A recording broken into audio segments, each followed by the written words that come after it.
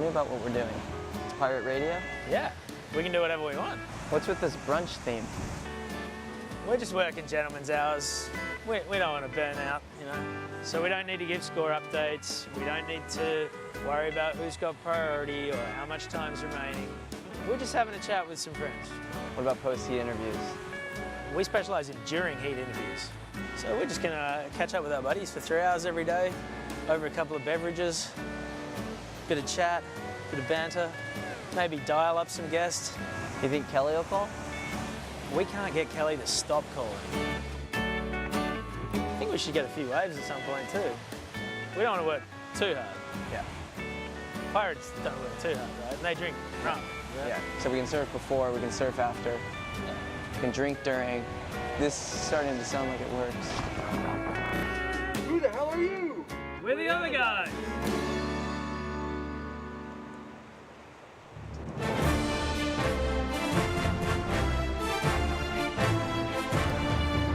Good morning and welcome to The Other Guys. We are the Volcom Pipe Pro's alternate commentary stream. Chris is here from Red Bull Surfing.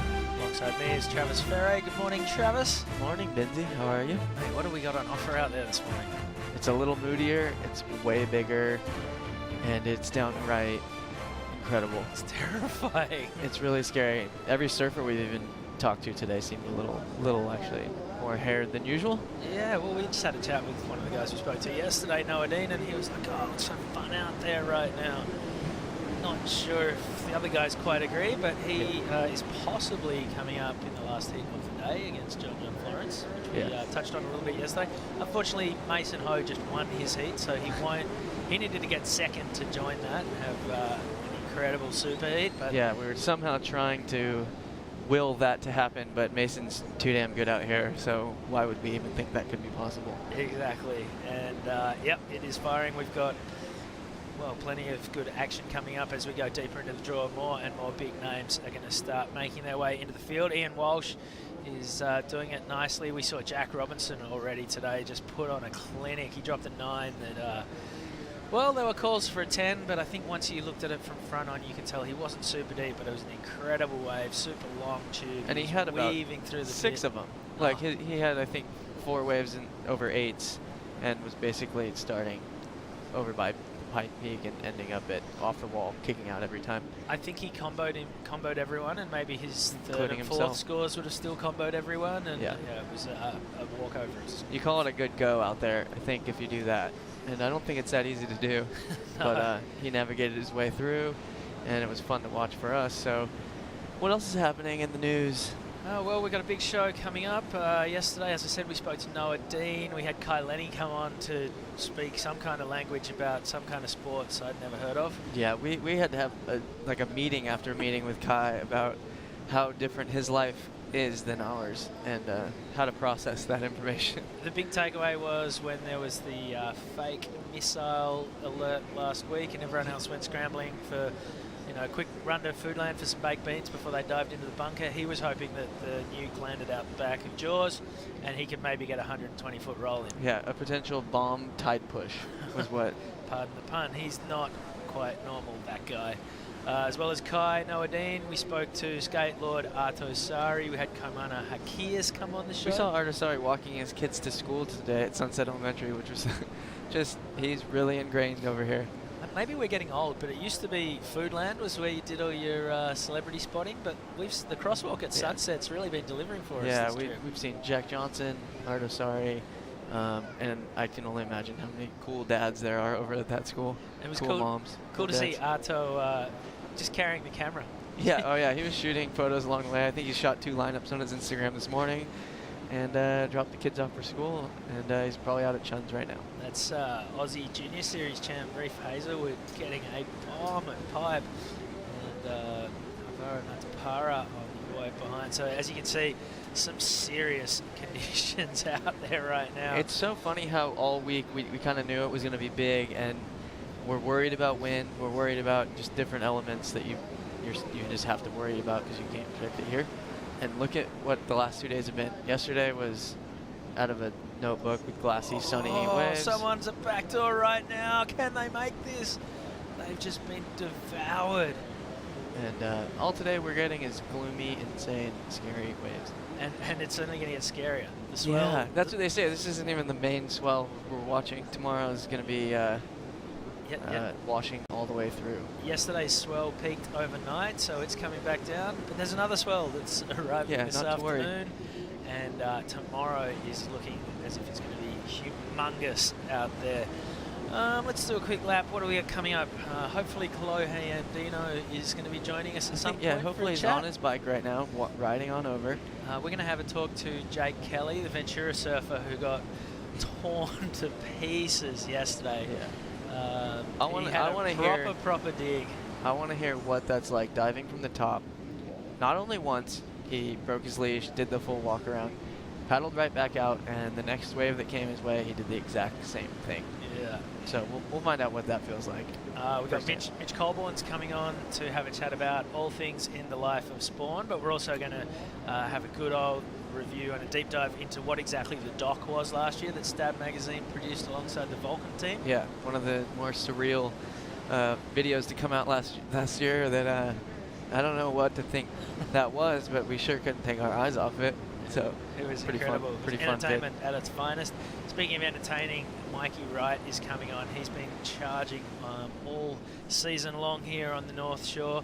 He's always good for a yarn, and we're going to touch base with the Aussie Madman for a bit of a catch-up. Before we went to bed last night, I think he posted a clip at Backdoor last night, and it was just the most crowded thing I've ever seen and the most insane waves. And he somehow came out unscathed of a massive one. Just put the mullet down, put the blinkers on, and went. Hopefully, we've got Sonny Garcia coming up. Well, he's in the water right now. We're going to see if we can't poach him at some point and get him to come and have a chat with us, because I would love to know what the 2000 world champion is up to. Oh, of course, always. And it's fun to watch him. He just almost squeaked out of an absolute bomb backdoor too, but got clipped. But which is rare. That's rare that he gets clipped. But I did hear some good news today. John is in the building. John's floating around somewhere on the North Shore, and he's not on the Gold Coast anymore. I don't know if he took that Qantas flight overnight. Maybe he sailed.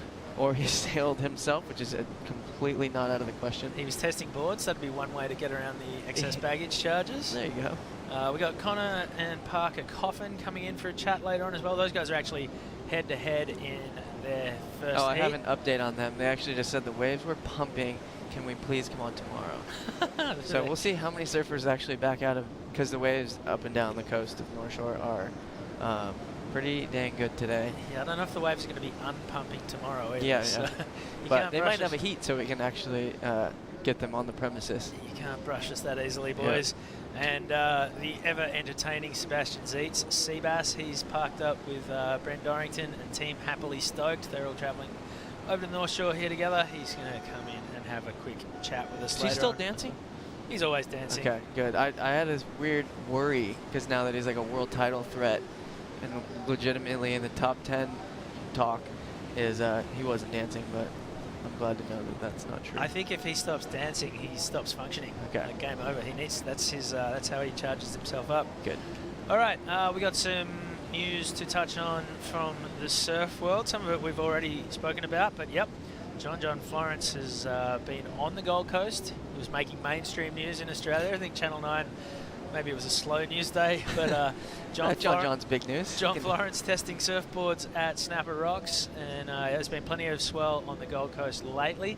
It's been a pretty rotten summer on the East Coast so far, but the last couple of weeks have come alive, and Snapper has had about 1 billion people surfing it, one of whom is reigning back-to-back world champion John Florence. He's been over there with his shaper John Pizell, testing tons of boards. So if you thought he was going to get complacent coming into season 18, think again. He's never won on the Gold Coast. His results have improved year on year, but you know, he's already signalling his intent by getting over there 6 weeks out from competition to say, "Yep, I'm getting ready to go." Yeah, and we know how weird that is to leave the North Shore this season to go.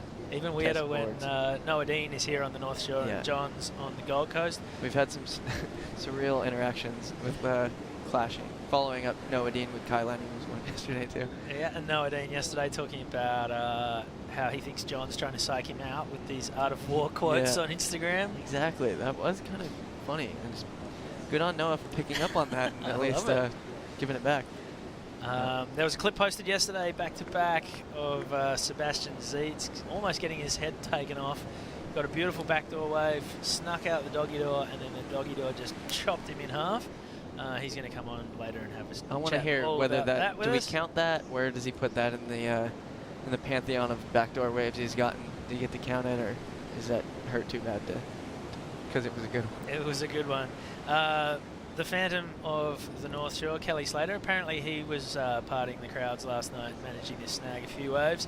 He's also turning up at the Super Bowl. I don't know if he's performing in the halftime show, but he will be performing in a beer commercial, singing about how much he loves beer. I actually find it funny that you can watch the commercial before the Super Bowl. I guess, is that weird? I thought the Super Bowl was when we were supposed to all... That's the big reveal. Yeah. Isn't that why you pay millions and millions of dollars for 30 seconds? But I think they know we're going to talk about it. Now we want to watch it again on the big screen. But he's in there singing about loving beer. I'm not suddenly going to watch the Super Bowl just to see an ad that I've already watched on YouTube. Fair enough, yeah. So you're not a Patriots or Eagles fan? I'm a token Patriots fan, but... Token? It's hard to sit next to you. Sorry about last year, mate. It's all right. Fan over here. Yeah, it's the Michelob, are they cannibalizing their own ad?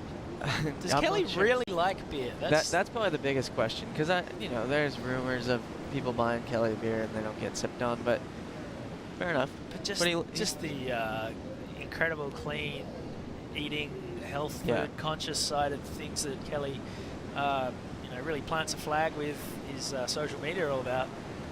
He's advertising beer. I don't know. Good on him. It's a wild world we live in. Other big news from yesterday, probably the biggest news to come from surfing yesterday, we have our first team rider.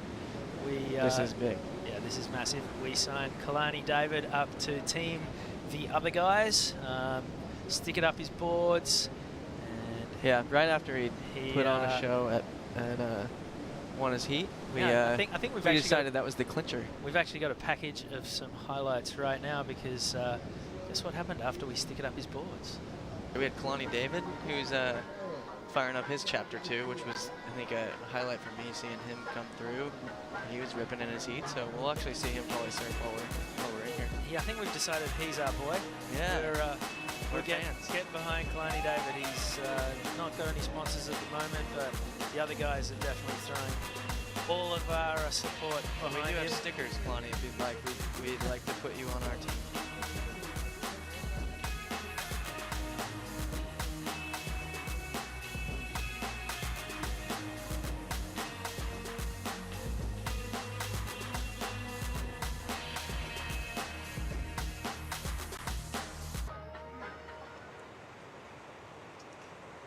We said massive so nice to news see a in big contracts going down on the beach. Yeah, I mean, first it was Geordie having Tiger Woods ring him up on the phone. Yeah. Ronaldo sending through the goal that the boot that he scored the winning goal with in the Soccer World Cup. Then we had John and the big tussle, and there it is. Kalani David signing with the other guys. Yeah, he did have to come on the show though. I don't know if there's any other podcasts out there sponsoring surfers. So yeah.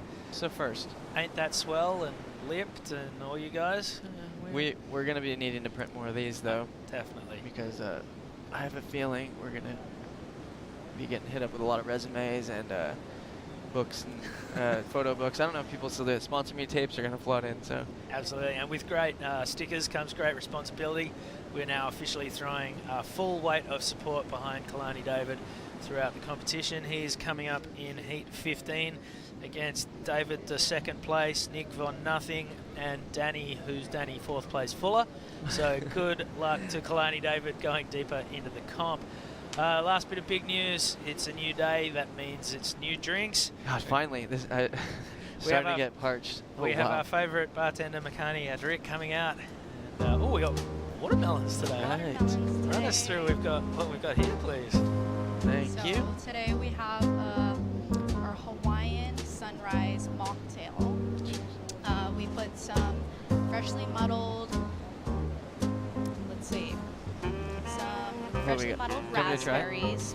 We got some freshly muddled pineapple, some freshly squeezed lemon juice, And we top it off with Feels like our, it's missing something. the Red Bull. There we go. We have our yellow edition from Red Bull. It's my favorite. Let's top that. And this is perfect for Aloha Friday. That's a strong one. Beautiful Friday. It's Aloha. I forgot the Aloha shirt. How is it? It's my favorite of the Hopefully week. it wakes you guys up for today's show. Oh, that is. Between this and the waves, I'm awake. Yeah, we're on. I'm very awake. Well, thank you very much. That Thank was, you. Hey, thank you. cheers. You've done it again. And I can't wait to see what turns up tomorrow. All right, where are we going with this? I think we're. I think we get to learn about what it's like to go over the falls and under the reef and in the reef and over and over again. over and then to do it again because you're that kind of nihilist, I guess. To surf pipe, you have to not care about your body or mind. Oh, and every time you look out at the ocean, it looks like there's someone dancing with death. As we're waiting for Jay Kelly to get settled in, we're going to throw to a highlights package from yesterday. Don't go anywhere. Come back for more of the other guys right after this. Welcome to the Volcom Pipe Pro day number 2 of competition here. There are some gems out there right now, and it's on the rise.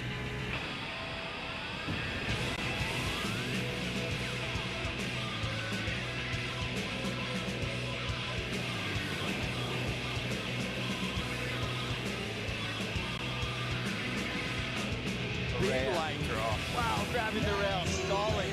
Big dog stance. Olamana Eliogram. Double barrel.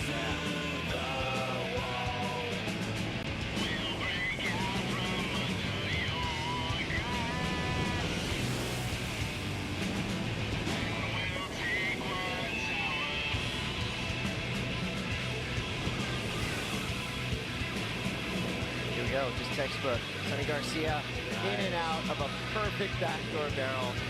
Finn McGill's gonna pull the trigger. And 20 seconds remaining, and Finn McGill comes through a big one.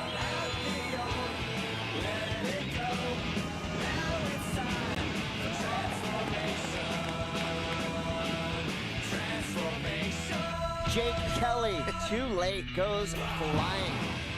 But here's Cole Rothman, pipeline barrel, and Cole is going to come out of that.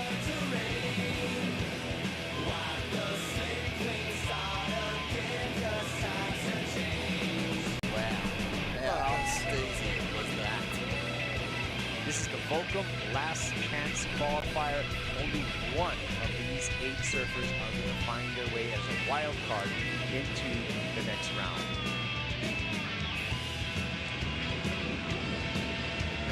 Oh, here we go. J.O.B.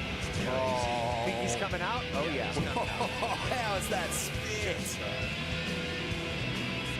Derek Ho. Oh, that is classic.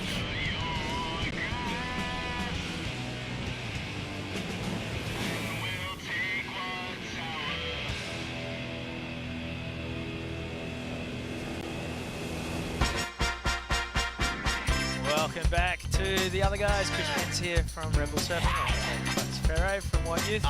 And we've got California's own Jake Kelly alongside us. How are you, mate? Good. How you guys doing? Mate, you're It's in good to one see. piece. All his limbs are here. He's Made no it through it. scars. Yeah. Luckily.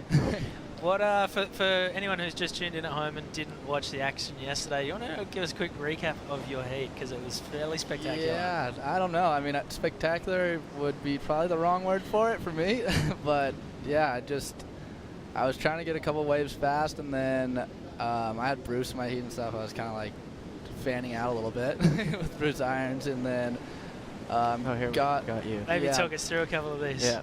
I thought that was a perfect double up, and I was paddling into it, and I got hung up at the top, and I was only on like a 6.3, and I couldn't get underneath it really, and it boiled, and then I was like too late to pull out. And So too did you late make to it a through? drop. What happened right then? I made it through the bottom, and then I got another wave on the head, but my board was broken, so I had to swim in and grab another one. My friend Cam was like running down the beach, so. And then I made it out pretty fast, but there's only like 5 minutes left. And I had another one that I pretty much did the same thing Yeah, at the end of the heat. I thought it was a replay, to be honest. Yeah. And But you made a couple, and I think that's supposed to happen when you're trying to figure a pipe out. And I think that's a confidence builder. Yeah, I mean, definitely. I mean, you pretty much go through it every day out here when it's not a contest. So pretty classic just to do the same thing in a contest than you're doing a free serve.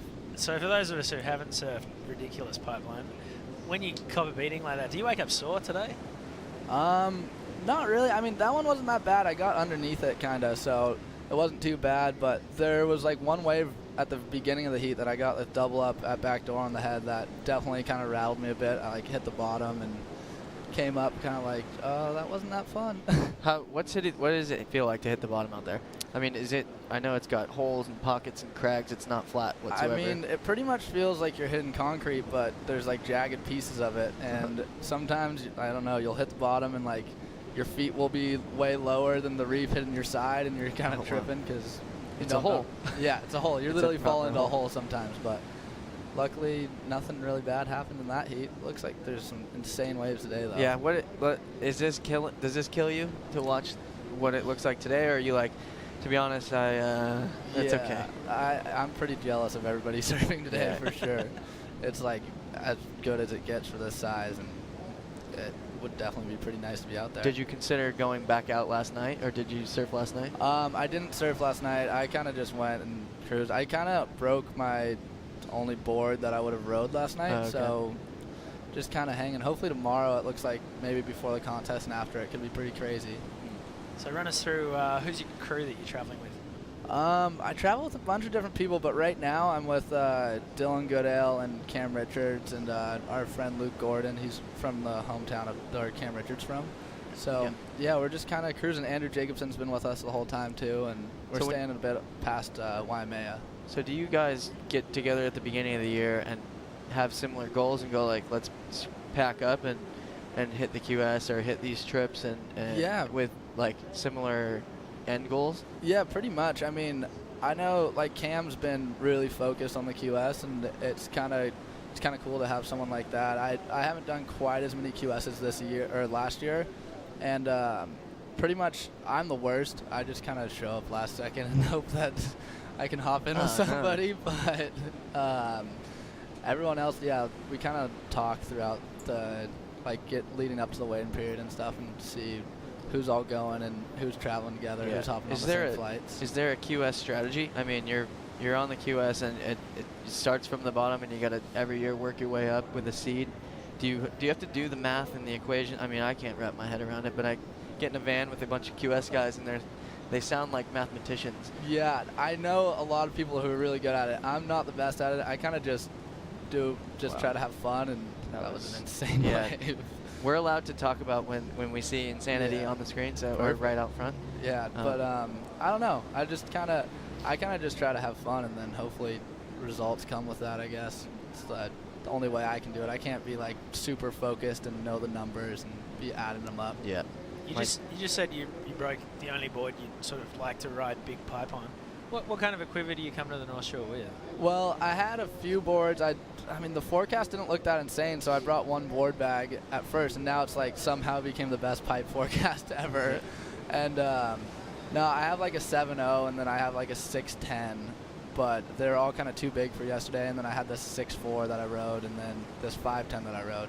So I didn't really have anything in between. And then last night I was just like, I'm not gonna go search for a board.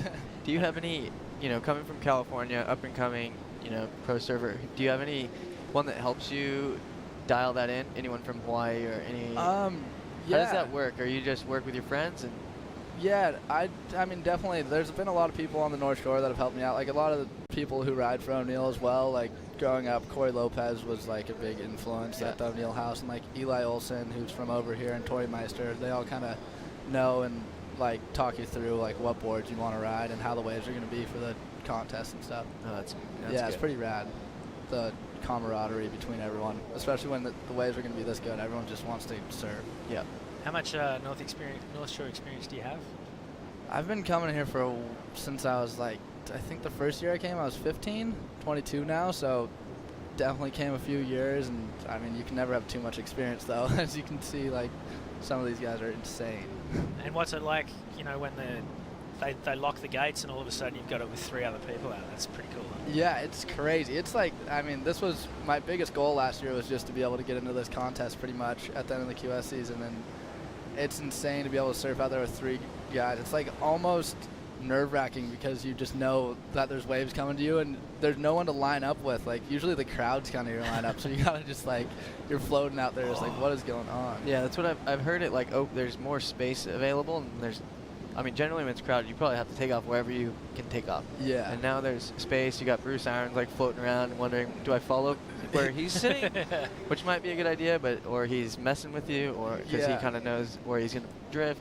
Yeah, I mean, I have no idea really out there. Like I have my own lineup spot for when it's crowded that I want to sit, but for the most part, you're just kind of just going around, just like, where am I going? And hopefully a good wave comes to me. Yeah. Now, to be honest, every time I get a wave on the North Shore, I wonder why no one else wants it, and I usually doubt myself and go, wait, why is this possible?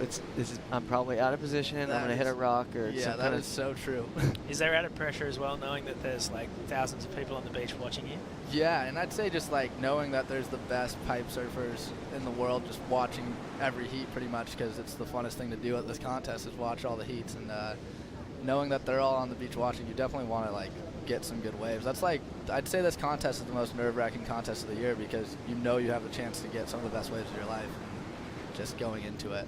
Do you ever find yourself taking off on a wave where you're like, I shouldn't have gone this one, but I just couldn't have pulled back because of all the eyes that are on me right now? Is that like a battle between logic and your pride? Yeah, I mean, I kind of had that yesterday. I probably should have pulled back on that one that I tried to go on, but because I wasn't in the right spot, but I kind of was already committed into it. Yeah.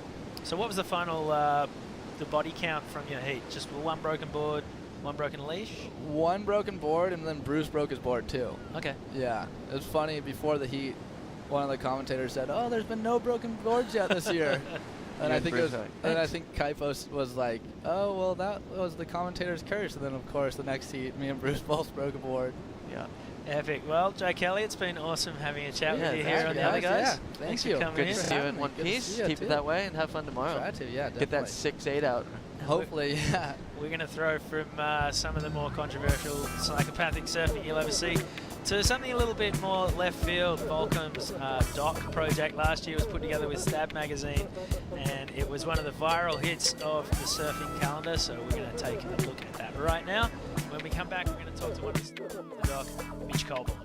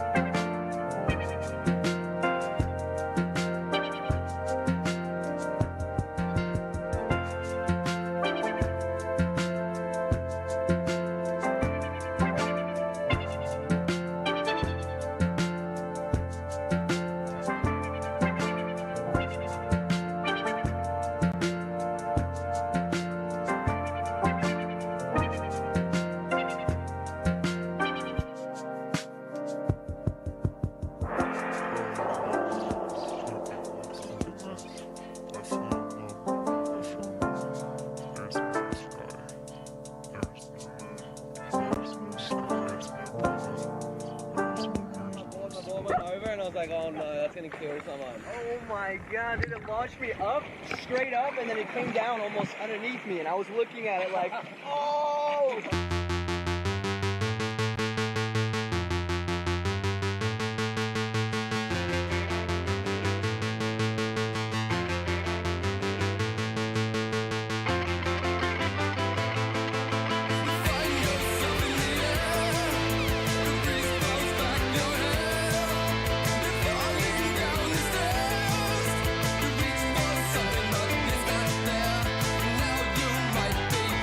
Scared.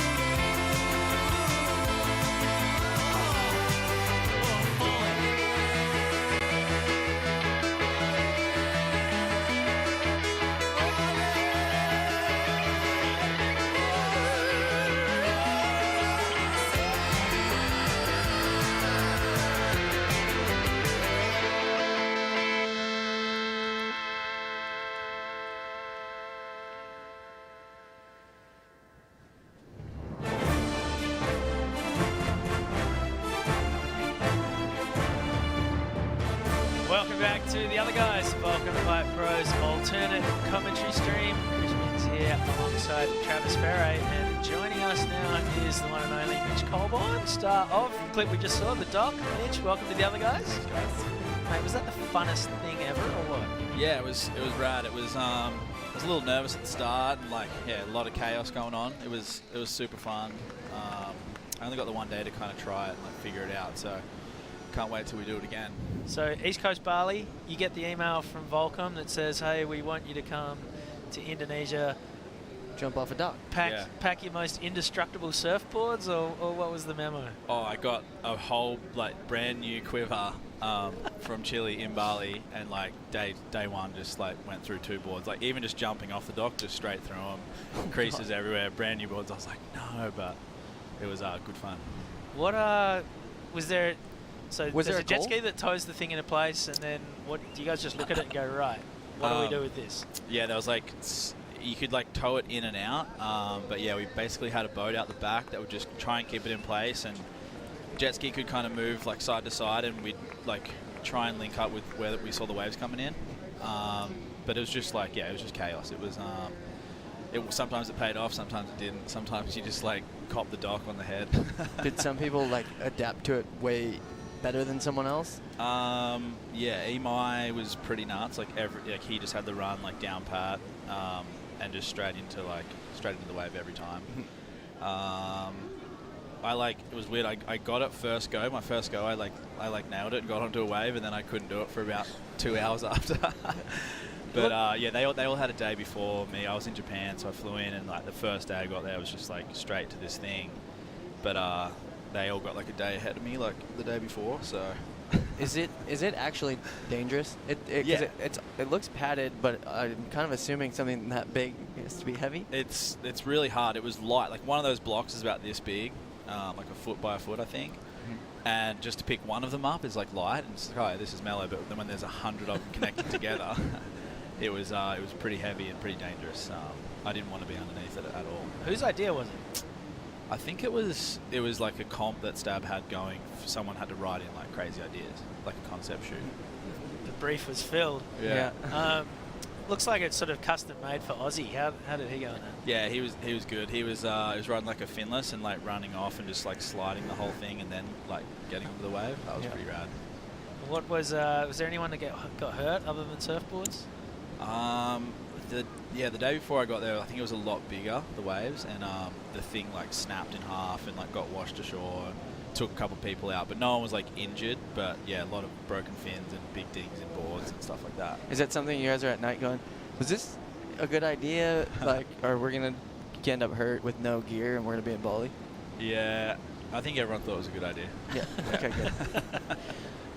So Volcom, pretty progressive team. All sorts of shit like this is encouraged. Are there any other crazy shoots you can remember that you've done over the years? Any shoot you go on with Aussie's pretty crazy, just because he is crazy and he's just always doing something. Just brings the vibe to the trip. As soon as you get off the plane, it's just on. It's just a Volcom trip. And does he travel with a marker kit that he just distributes to everyone? It seems like everything is painted immediately. He's been stopping off first stop. You get to Indo, he goes straight into Penang and goes to an art supply store.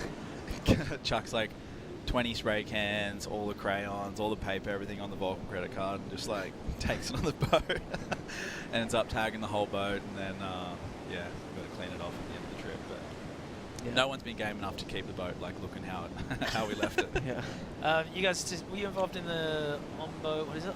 Osmo Thrombo. Yeah. Yeah, he lost his mind. Yeah. If you watch the film, Mitch is the main character. You guys. We actually were on a trip recently in a van.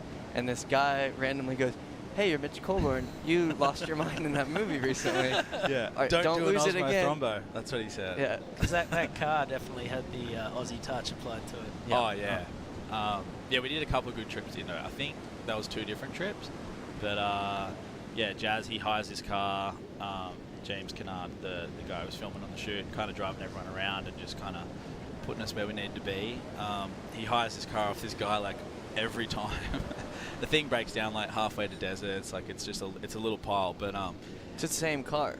You get the same car every time? He does. He's hired it like over and over and over. He's like, yeah, no, he'll be sweet. He's cool. Let the guy hire off. He like took it back, and the guy was just like, no, Jimmy, you have to fix this. So he, I think he sent the invoice to Noah and Aussie to give him some coin because they had to respray the car white. One of the common themes of the other guys so far has been wave pools. Everyone's pretty excited about Kelly's thing, and then there's the Olympics and whatnot. But we surfed a wave pool in Japan 10 years ago. Yeah, we started that. Yeah, this is old news. I'm sitting between the front runners of the wave pool. We actually watched it the other night. Yeah. Your hair and your sunglass choice. Oh man. Pretty on point. We haven't shaved my head for 10 years, like since I was that age. Mitch has like a shaved head, baby face, and like these sunnies that haven't been seen since. Good old spy optics. Well, how was that? What was that wave pool like? It was concrete bottom. You snapped a board, right? Yeah, it was pretty it was pretty deadly. It was it just like this wall would come down and just like shoot the wave out, like shoot like a big surge of chlorine. And you try and catch it, and it was like kind of fat and then closed out like right on this concrete. It was pretty deadly. It was like a toilet flushing, like water kind of. There's all these Japanese lifeguards on longboards in little red shorts, who you're like, whose life is this guy going to save? How are they going to save us? But they were in charge of like doing the maths. Like they'd be like, okay, you go in 5, 4, 3, and then this wave just comes out of the wall, and you had to go. And Travis, you've been. Are they out of work? Maybe Kelly needs to get them hired. Maybe. He might be out of work. I think that's closed. I mean, Raymana sounds like he's losing his voice with all the shouting he's got going on. Travis, you've been saying all week that wave pools are cool, but you don't really like them because like you like water slides. It doesn't mean they're cool. I think we got some footage of you in action right now. Oh, see how thrilled I am in a water slide? So bummed I didn't come hang out with you at Turtle Bay. We were working, man. It was really fun, can't you tell? No, I've equated a wave pool to a water slide. Yes, they're fun, but they don't add anything to my life. I think that's the point. What are your thoughts? You'd want to surf it? I do want to surf it for sure. See what all the hype's about, but like just looking at it, as opposed to the ocean, I still don't get like that. I think judging like for the contest is going to be real hard, or like really, really technical. I don't understand how that's going to go down. And one of my favorite things about competing is needing a huge score, and that the biggest wave or the biggest ramp, like the biggest barrel of the day, comes to you, and you get the score on that wave. If it's it's like so rare and so special that that's a thing that I don't know if it's ethereal, ocean, nature, and a big air. Yeah. Or oh my god, that's not happening in the pool. Who was that? That was really bad. No, was being the operative word. Was someone. Could you get the dock going in Kelly's pool? Could you get pretty rad with that? We had Kai Lenny yesterday saying he wants to take a U-Haul worth of different trucks. Noah was telling us he wants to set up rails and boxes and whatnot. What could you do with the dock in the wave pool? Yeah, I kind of want to take it to a bigger wave next. Yeah. Be even more carnage going down. So is there plans to do that? I think so. I think it's in the pipeline, yeah. I don't know where yet. In the pipeline? I hope it's not at the pipeline. Not at the pipeline, although that was a thought that was thrown out. Yeah. I would imagine it would. It's probably where it started. You could just have like a lineup and just let everyone do it, I think. Like one at a time, and just have like 150 people just going. Yeah, get the whole community involved.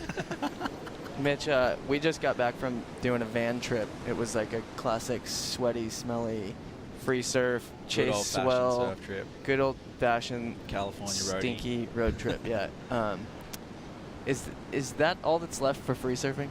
Us doing that? Budget wise, yes. Turns out, yeah. Are you a free surfer these days? Yeah. I don't know. How do you define I don't know yourself? what I'm doing. I love free surfing.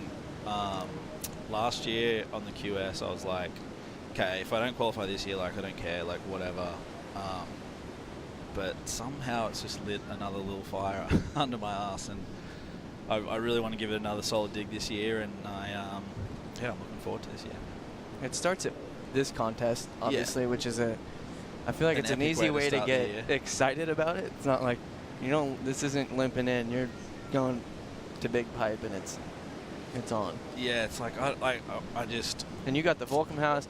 You went from a sweaty van to now you're at the Volcom house hanging with Noah, and you got a nice room, I'm sure, and you're able to stay busy. Or actually, your Instagram art has been making you not look so busy.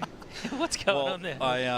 They don't take me that long. app They or don't something? take me as long as they did when I first started doing it. But Jeez. yeah, I do have a lot of free time. Run us through the Volcom house. Like, did you start in the bee house, way down the back in the dungeon? Yeah. Well, before the dungeon, it was actually Bruce's room. So he lived down there. Aircon, like, looked like the sickest setup ever, and I was just on the couch, just getting farted on my head every morning by Ty Van Dyke. But I think, yeah, now that you're was the one doing the farting. Ty still farts a lot. He thinks it's good for you if you smell it. He thinks it cures cancer now. That's his thing that he's been saying.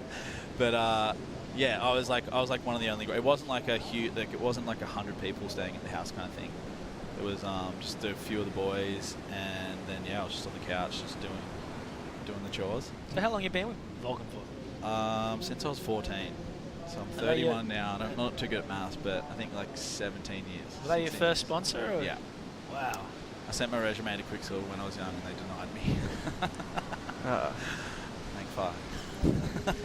Fair enough. I think you got a good real estate here. Yeah. You got a good crew. What's the vibe like now? You got Noah. Have you been picking on him or doing anything to ease him in? I mean, you've been here 17 years. He's hard to pick on. He's pretty switched on. Yeah, and he's pretty big kid. Yeah, I'm not afraid about that. But he's just very witty. Yeah. And like sarcastic, and then when he's being serious, I think he's joking. Yes, they asked me to go on this. Like, he's filming a clip and asked me to go on this trip with him, and I just thought he was fully fucking with me. Well, I saw a post of him yesterday sweeping, and it was hard to tell whether he was actually sweeping or if it was all. It was like the cameras on him, so he quickly grabbed the broom. Yeah. And went, Oh yeah. Noah's so busy over here. Yeah, look at Noah. Yeah, He's really fitting in around here. What a guy. Meanwhile, he's like escorted out the back. Yeah. So 17 years in the Volcom house on the North Shore. You've seen some sights. Yeah. It used to be a lot more wild than it is now. Why is that? Is surfing toning down, or is it moved on to other places, or will there be a party at yeah to celebrate there's this? There's still parties. Well, you guys are all athletes now, right? Yeah, I'm not an athlete. When you fill out the thing when you fly over it, do you put Athlete? No, athlete? I just put surfer. Surfer. Do you actually put surfer? Like pro surfer or just surfer? Just surfer. And then they leave that to them to define. Yeah, I think everywhere's pretty mellow except for America, but I have actually a really good visa that they don't ask questions. They just kind of like, welcome back, Mr. Colborne. They're just like... Great American accent. Yeah, it's good. So where are you living these days? Are you in the US? In Venice, yeah. I live in LA. That's funny to me. Yeah, it's I don't know. My whole life's been on the sunny coast, and the waves in Venice aren't that much worse than the coast, to be honest. You just gotta go kind of look for waves, but I love better the spot. coffee shops, a lot of good tech startups. Super trendy. Yeah. Will Sunshine Coast always be home though? Yeah, for sure. I'll I don't know. After this year, I'll kind of figure out what I'm doing. Maybe move back. You spend a lot more time in Bali these days as well. You got family up there? Got family in Bali. I'm actually going next month and spending a bit of time with them. They've got a really good setup, nice restaurant there at Bingen. So it's like a cool place to go and chill. Like, a lot of people go to Bali to get busy and try and surf with the crowds and that, but I usually like to do strike missions within Indonesia and then just kind of cruise in Bali with my family and just hang at Bingen. Yep. Right on. Well, we've got a game that we play here on The Other Guys called Good or Bad for Surfing. It's an easy game. It's an easy game. Yeah. And we're just going to throw some topics at you and get your take on them. So everyone else that we've spoken to seems to be a fan. Mitch Colborne, are hydrofoils good or bad for surfing? Bad. Bad. Yes. First bad. It's the first one. And why is that? Look at the waves out front. The wave pool. Oh. Whoa, Tori Meister. Right. Yeah, someone's Have got you a good one. So have you done it, or I what? haven't done it. I haven't tried it, so I don't know what it feels like, but I don't think it looks that easy on the eyes. And if the whole lineup was full of hydrofoils, I think it would be like this. I think it would be bad for surfing. What about front foot traction? Good or bad for surfing? It's all over It's your good, boards. yeah. Like, it's like it's good. Do you have nipples left? Usually wear a wetsuit top or a shirt, but no, it's good. What's the added attraction? Is it just It's like a little bit more grippier confident or- with your airs, and yeah, wax that thing up, and it's like you still have to put wax on, but it just I don't know, just like, yeah, more confident with your airs. I think it feels nice. For those of us who don't do airs, it's also way better in the rainy season in Bali. Really? Oh, it doesn't. All the oil and the Yeah. crap that comes out of the river doesn't just wash it off your board straight away. You got to get away from Bali in the rainy season, though. That's what everyone does, though, you see. And then you get little other sneaky sides of the island. All right, surf schools. Are they good or bad for surfing? They're good if they just stick to like their own little zones, I think. Have you had sessions ruined by Yeah. a school? Yeah, Really? like Manly. Like I'll be going to do the QSs like next week in Oz, and the Manly surf schools are psycho. There's like 1,000 people on longboards. Even them within themselves just like will bail a longboard, and you'll just see like a 7-year-old girl just standing there and just get. I saw a girl last year just get whacked straight in between the eyes with a big foamy. I like the pushing the there's a board into the foamy at wave least. and then breaking the nose. Yeah. I don't like it, but it's amusing. Last one before we let you go. 17 years in the Volcom house, so you're the most qualified man I know to comment on this. Is grom abuse good or bad for surfing? It's good. They need to be put in their place, I think. I don't like see too much of it, but it's pretty. It's not like abuse, but they stay on top of the groms in the house. Staying on top of it. It's good. Did you do it tougher when you were 14 and the first time you came to the Volcom house? Yeah, I had to do a few things, and even just like, I remember one story, Cleo. We were playing basketball. I was like 16. We're playing basketball over there, and I can't shoot the basketball at all, but I could get around him and just pass it to Ty or whoever was gonna like score. And Cleo just came up to me and just went bang with his knee just straight into my thigh and just like dropped me. Just thud. He's like, you little shit, and I just was like, yeah, I was just hobbling around after that, and he'd just take it off me. Effective defense. Yeah, good D. I'm wondering one thing, Mitch. If you take this thing out, return into the water, can we have a Volcom Classic party, and can we be invited? For sure. Like a real one. Yeah. Like we had a really good one last month actually for Yago's qualification. Okay, that's That good was the best party reason. I've seen in a long time. Hold that. You was winning? mental. Do you got a shot? Are we gonna see you winning? Yeah. You like the conditions, yeah? It's like all I ever want to do, like just like looking at it every time is just paddle out and get a backdoor one, just to like get a backdoor. Is that something you don't look at on it? You know, I mean, tomorrow will probably be big and left and west, and I'll just end up going left the whole time, so that won't get to happen. But we'll have to wait till tomorrow. What do you think it'll look like tomorrow? Give us a little. I think teaser of your heat. everyone's saying a lot bigger. Yeah, that's what I hear. When's your heat? I'm heat 10. Okay. So.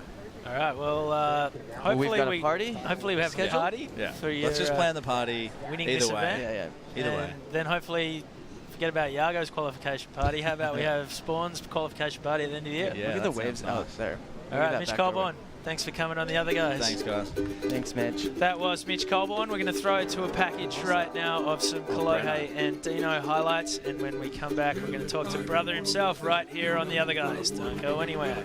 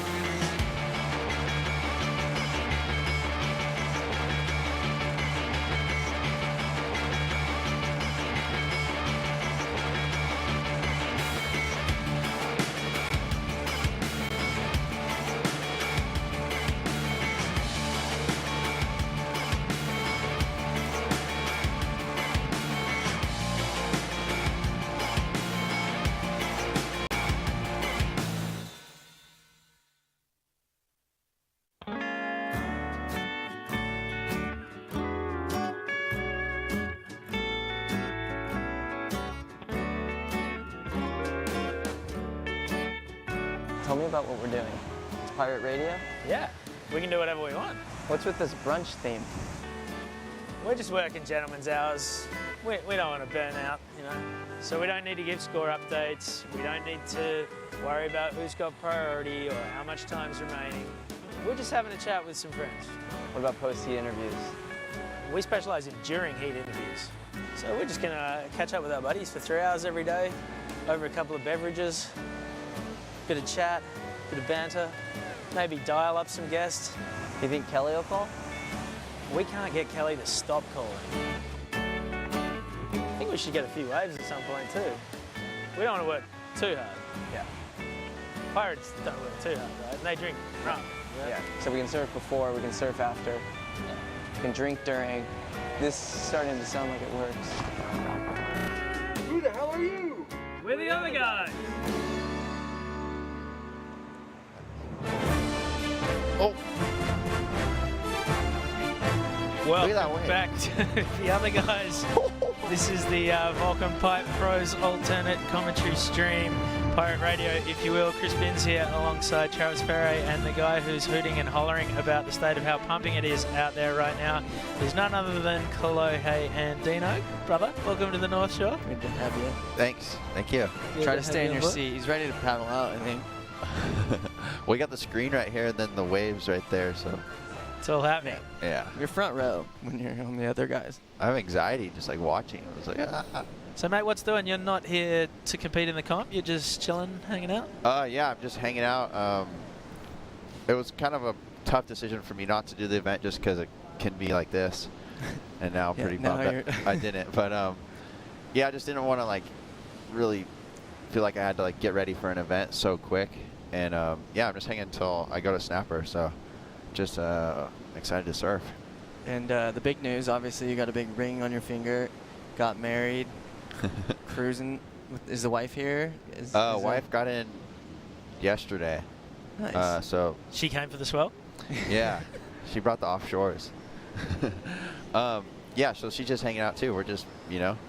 Yeah, you got some of your friends here. I saw Ian, Tanner, like some of the boys. Yeah. Are you like hanging out with her here? Ian's in the event. He surfs in, I think, Heat 2 of Round 4. And Tanner Rzunko is hanging out with me. So, yeah, we just Airbnb'd a house. Or Madison and I Airbnb'd a house. And then, yeah, your boys showed up. Couple of the boys. She's thrilled.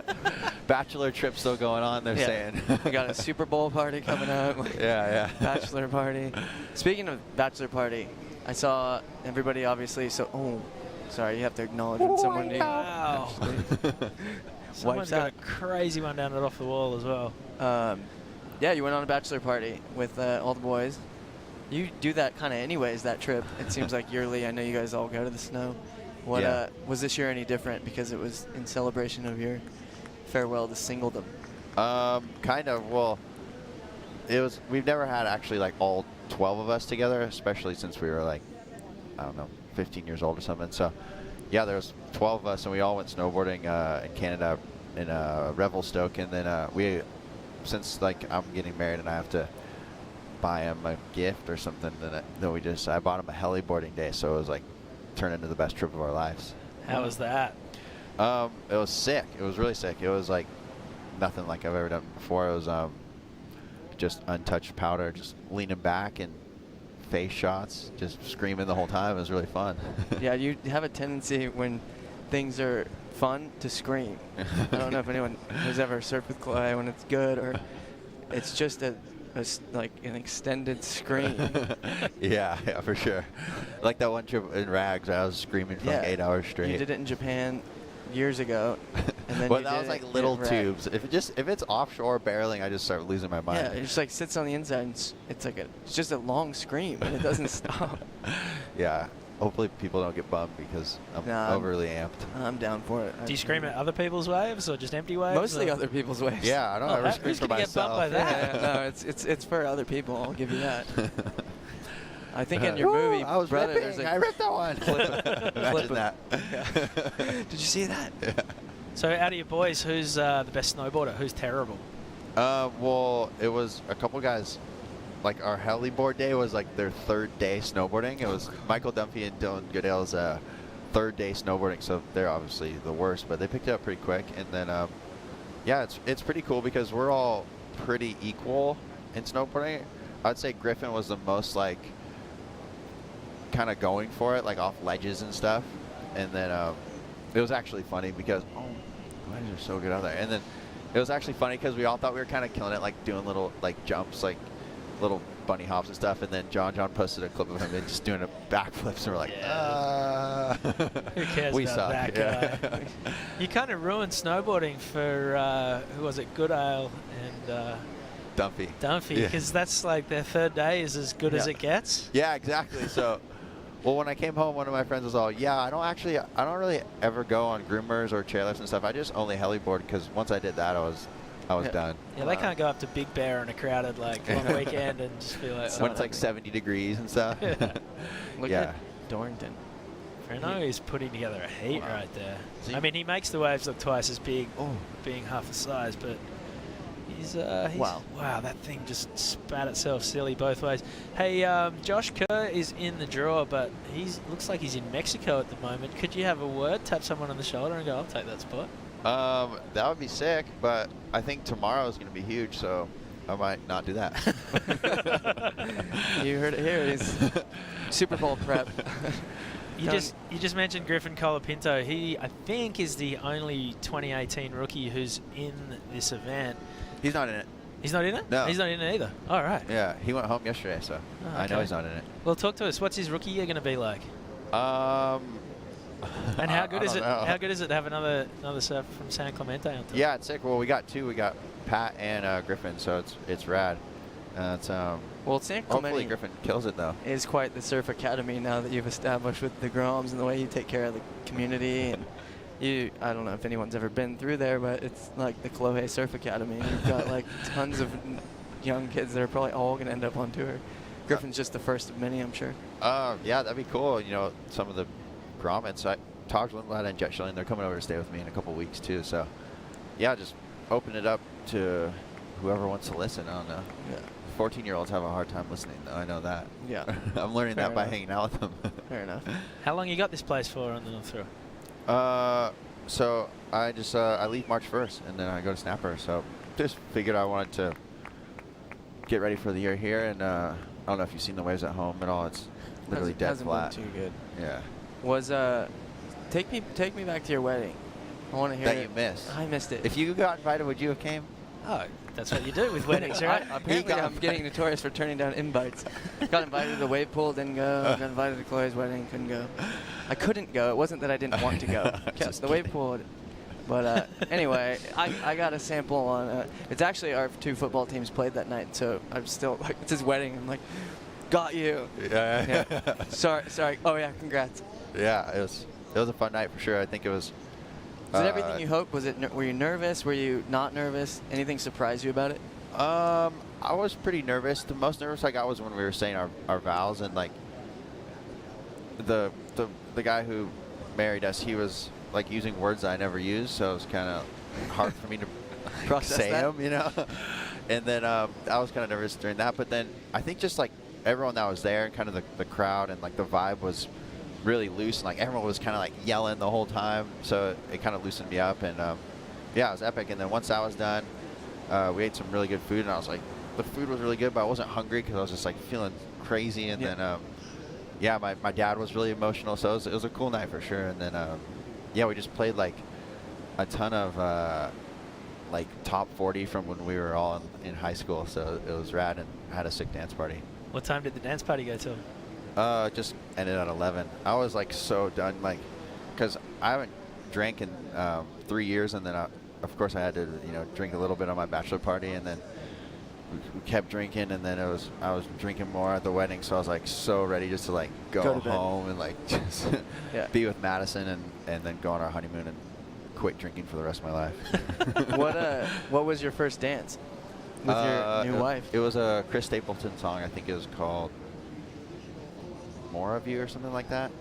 I don't know. I was like memorable. Everything's very. Well, I don't like, even because I don't ever dance. I've never danced in my whole life, and I was like pretty nervous about that. Oh my gosh, is he gonna make that? Oh. Is this the same heat still? No, Yeah. it's a new one. Well, Yeah, it's just been non-stop bat. It's all one heat. Is that Koa Rothman? Oh, sick. Was it Koa Rothman? I'm not sure. We can tell they you, don't give hang us on. heat sheets over here to the side. It looked like him. We'll find out in I think 2 It seconds. was. Yep. Yeah, Koa. See, I know my guys. Shun Murakami, Cristobal Cole, Koa Rothman, Anthony Walsh. Stacked heat. Yeah, so the whole dancing thing, I was definitely nervous about that. But then I was just, it was funny because I was dancing with Madison, and I don't dance, and we were just kind of faking it or whatever. And You didn't take classes before? I've always said when the time comes, probably going to need to take class or something. Do you want to say this on air? It could be held against you. No. And then Is this recorded? I was just looking, so I was like, my dad was just completely baffled, like the whole time. His like jaw was just wide open, and I was just telling Madison, like, look at my dad, he's so baffled right now. And then we'd spin around and I'd be like, oh my gosh, he's still baffled. And she would look, and then I would look, and it was just really funny. And then with my first dance with my mom, it was yeah, we just kind of like, I don't know, it was fun. I was nervous about it. Did you cry? No, I didn't cry. Luke cried. Luke was like, I have a heart. He like cried like twice when I was dancing with her, and then when my sisters gave a speech. So you said you took 12 guys on your bachelor trip, and you paid for the heliboarding because that was your gift to your groomsmen. Yeah. Did you have 12 dudes out the front? No, in I the didn't. ceremony? I had I think I had eight or nine. Solid. I had to include Madison's brother, so yeah, there's a couple of the people that were on the trip that weren't in the wedding, Okay. but Got to mix it up. they were the families. they were the loud ones in the crowd. Wow, there's like 20 out the front of the ceremony. That's massive. Yeah, it was a big wedding for sure. There was like 280 people there. It's kind of the who's who of surfing, from what I saw. And anyone embarrass themselves? Yeah, who dominated or didn't dominate Yeah. on the dance floor? On the dance floor. Or in general. Dunphy was going hard Really? on the dance floor. I think he like went really hard and then went home early and then caught a flight or something. Wow. Maybe so. Like yeah, like He buckled himself full that bad. force. Yeah, like I gotta get out of here.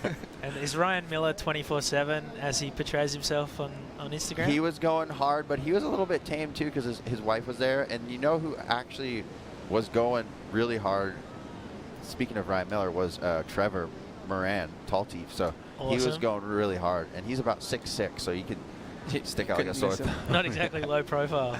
Yeah. So yeah, it was a great night for sure. And people had, I hope everyone had fun. Everyone seemed like they had a ball. I heard good reviews. Okay, good. Yeah. I'm sad I missed it. Shine was But sad. She missed it. Happy the Falcons beat the Rams. So Super Bowl this weekend? Yeah, I was super happy. That didn't matter. Super Bowl this weekend. You got a tip for us? Yeah. Tom Brady is gonna do it. No. 6th ring. I got a big old Tom Brady infatuation right now, so I'm pretty psyched on him. You love the bad guys. He's not bad. He's the best ever. If he know, but wins, it's- he's the best He's Captain America. What do you team mean? athlete ever. More than Michael Jordan, they're saying. I'm still bitter. I'll never recover from last year, so I don't know. I'll sit this one out. 28-3. Yeah.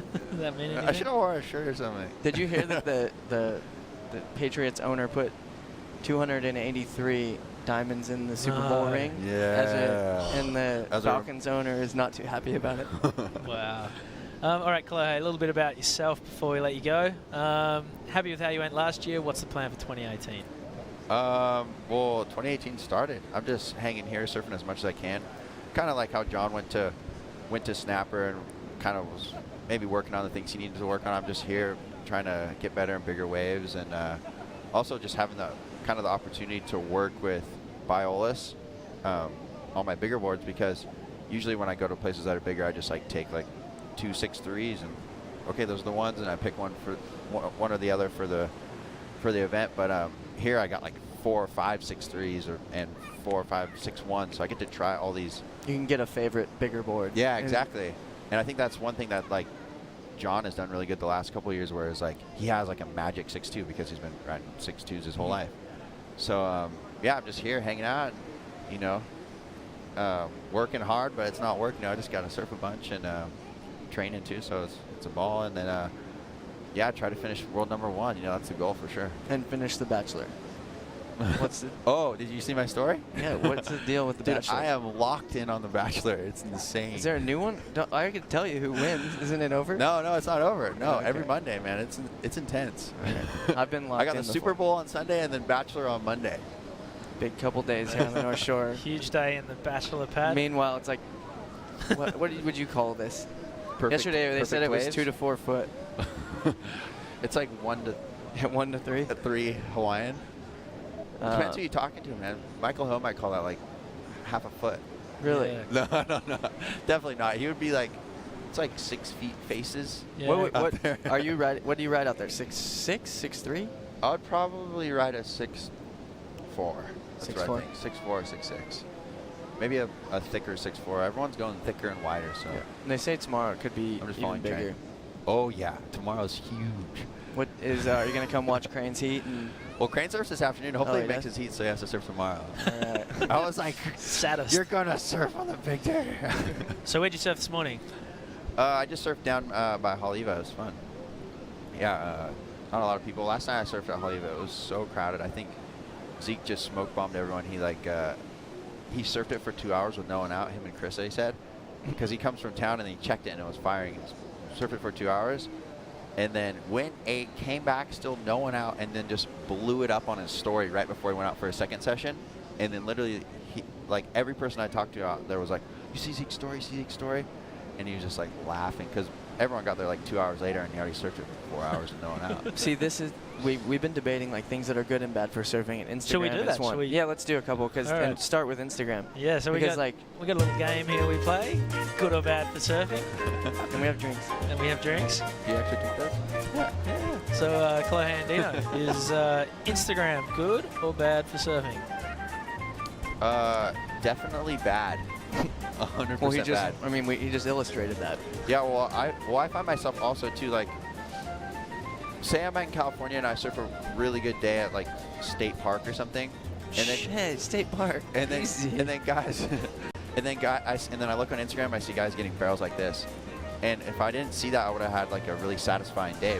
But when I see that, I just instantly hate my life.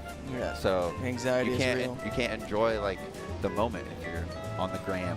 Yeah, the FOMO is. But it's really like, I guess it's sick for like getting to know people. Like, you know, it sounds kind of cheesy for me because it's basically my job now. But like, for instance, like Tom Brady, like he has an Instagram and like I get to see I get to see into his world a little bit. So it's pretty sick for that.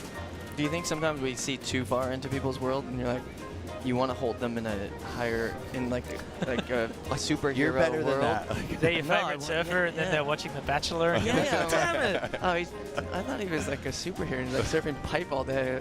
I'm like Non-stop. squealing like a little girl when some girl doesn't get a rose at the rose ceremony. Yeah. All right, next one. You seem like a patriotic young American. Are the Olympics good or bad for surfing? I think it's super good. I think in the long run, if like surfing wants to be considered a real sport, then it's got to be in the Olympics. So I think it'll be a rad deal as long as they have the right guys and the waves are decent. So Team USA at the moment, is that you and John?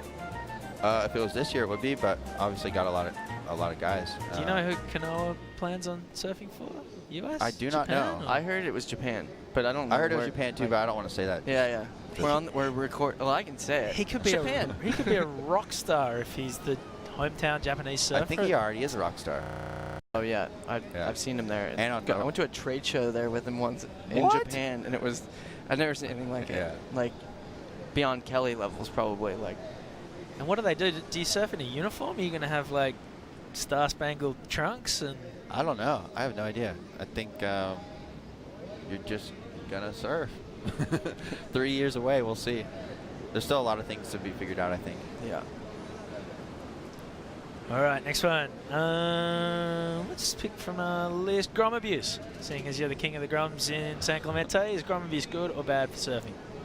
Grom abuse. I'd say it's a little bit.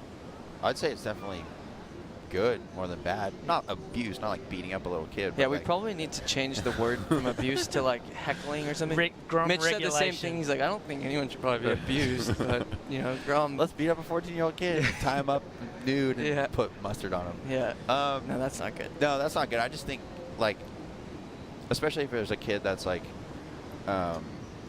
not like from that particular spot. Like sometimes at lowers I see like kids who I've never seen in my life just like out the back, like on the bongs. I'm like, that doesn't necessarily make any sense. But lowers is kind of a free-for-all.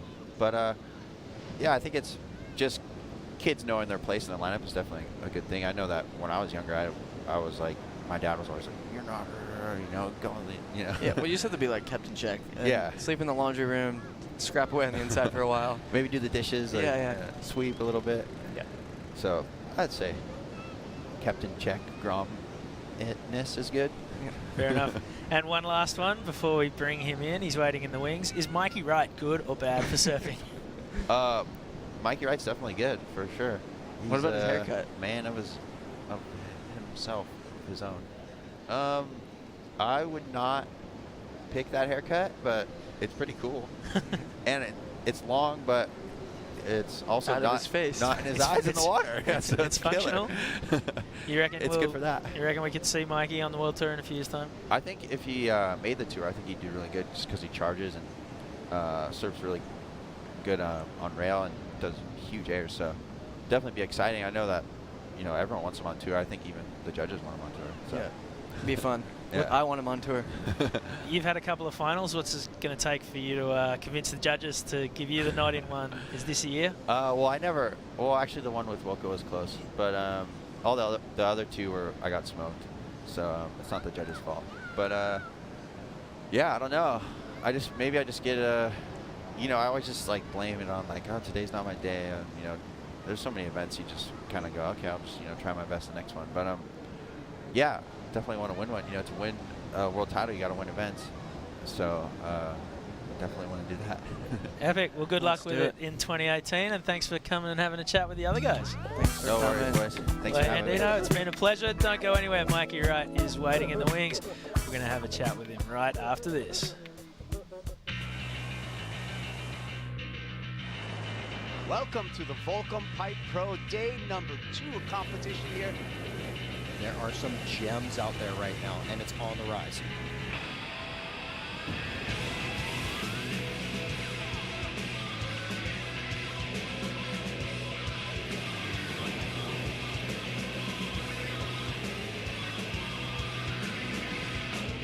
Big light draw. Wow, grabbing the rail, stalling.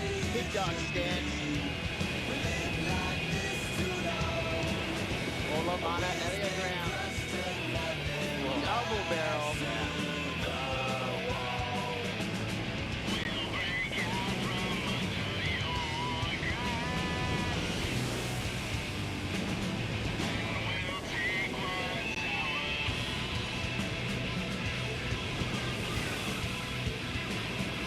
Here we go, just textbook. Sonny Garcia in and out of a perfect backdoor barrel. Finn McGill's gonna pull the trigger. And 20 seconds remaining, and Finn McGill comes through a big one.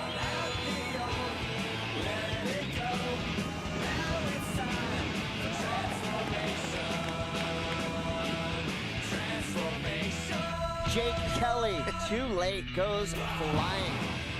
But here's Cole Rothman, pipeline barrel, and Cola's gonna come out of that.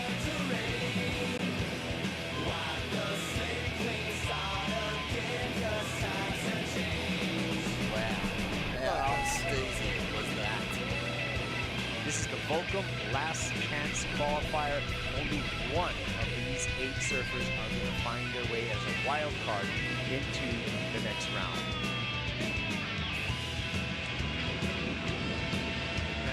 Oh, here we go. J.O.B. Oh. Think he's coming out? Oh, yeah. How's that spit? Derek Ho. Oh, that is classic.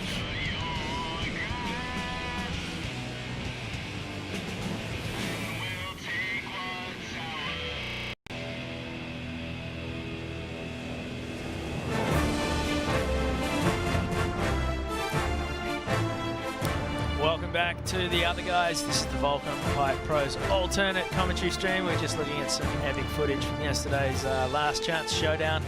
8 guys entered, 1 man left, and it's Jamie O'Brien who surfed his way through to the main event, beating legends like Derek ho along the way. Speaking of legends, we've got a budding one alongside myself and Travis Farrow. Mikey Wright, welcome to the booth. To the other guys. Thank you. It's been happening, mate. You got a couple of bombs last night on Dark amongst about as big as crowds get out at Pipe and Backdoor.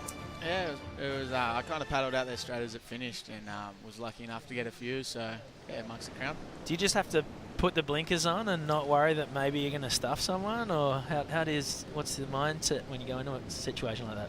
I don't know. Yesterday they kind of just kept coming to us, so it was kind of good. But yeah, normally you just turn and just start paddling, and then if someone else says yep, then pull back. But if not, go. Ever squashed anyone inside you and had to sort of apologise later? Yeah. That happens when it's that crowded. I don't know if there's a clip out there floating around of your wave that's insane that he got last night. Yeah, well, Seabass got the one in front of one of your waves, got his head taken off, and then the wave behind you just kind of double dragging, and it all worked out pretty well. Yeah. So how long you been over here hunting around, surfing on the North Shore? I got back on Saturday. Okay. Yeah, and went home for Christmas and New Year's, and then come back. And is the plan to do some events, see how you go on this one, and dive into the QS full on? Yeah. I've come over this one just to get more experience at Pipe. This event's so good. Last year I tried to do it, but I still had an ankle injury, so I couldn't do it. But stoked this year to get in it, and looking at the swell coming, it could be. Yeah, I would say it's a good way to start the QS, right? It's like a pretty clear lineup at Pipe. We've got good conditions, and it seems like this event consistently pulls through with good waves. Yeah. Anthony Walsh is in the water right now. He's from Lennox, back in Oz. You spend a fair bit of time around that part of the world. Does a guy like Walshy give you a few pointers out at Pipe? Do you know each other? Yeah, I know Walshy pretty well. I moved there when I was younger, and then when I was actually pretty young, I got one when I was thinking about 15, when it was kind of washing through from Third Reef, and Walshy was out there, and he just pretty much was telling me everything I needed to know. And it definitely helped me a lot with how to read the waves out there, especially when it's big. Yeah, it's cool. It's an event like this because it's a 3,000. You see a lot of these sort of more underground guys, and they just rule this place. Like, it's an incredible wave, but it's a tough nut to crack, eh? Yeah, definitely. Yeah. How did you end up so comfortable? I know you seem to pop up when waves are as good as they get.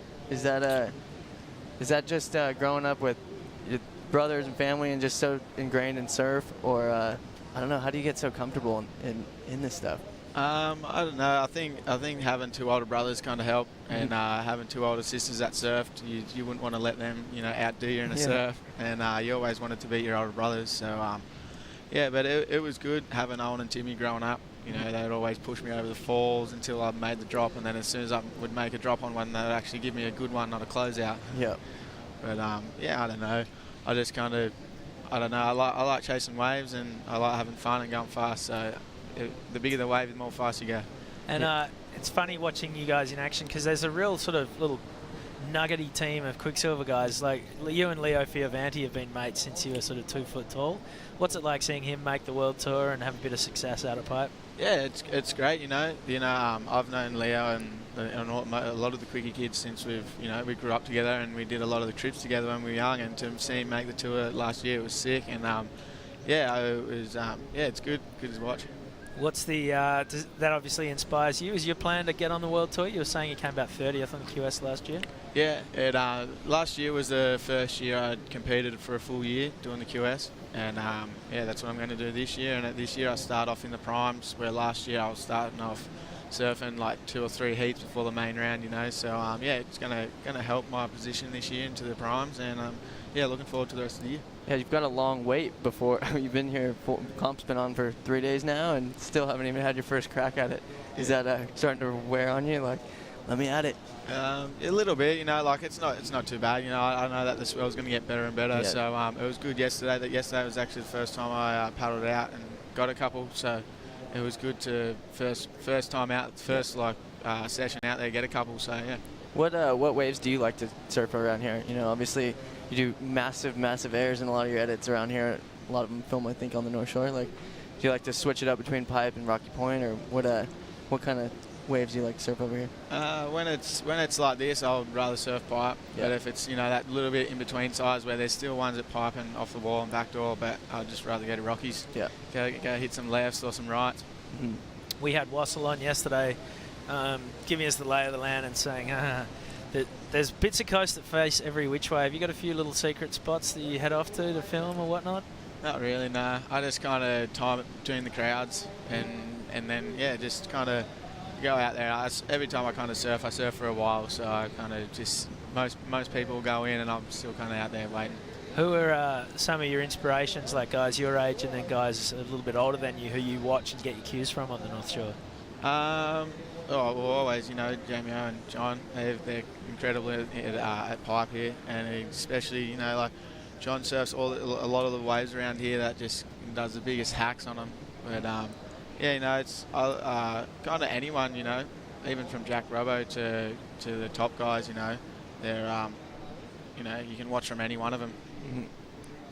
Speaking of Jack Robbo, you guys are similar sort of age. Are you two young Aussies who like push each other, especially when it gets big? Yeah, well, I haven't done too many trips with Jack. It'd actually probably be pretty sick to go somewhere, like Tack Chopes or even P-Pass or somewhere like that. But yeah, it's I'd like to see that too. Yeah. If we can dial that in. Put that on the docket. Make it happen. You said you didn't surf in the event last year because you're getting over a busted ankle. Yeah. You've had a lot of those injuries just from going massive and hucking airs to the flats and whatnot. Is there, now that you're sort of more set on trying to qualify, do you have like an angel on your shoulder and a devil in the other ear going, like saying go big, and the other one going don't break your leg? Like, how do you sort of find the balance between free surfing so explosively and then keeping yourself fit for competition?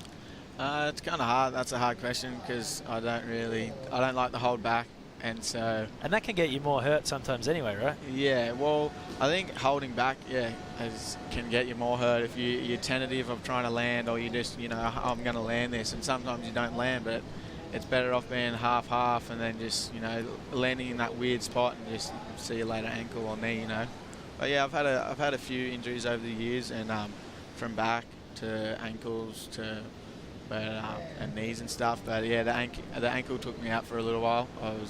Did it in WA and then was out until about August, and then redid it surfing 2-foot Shugan.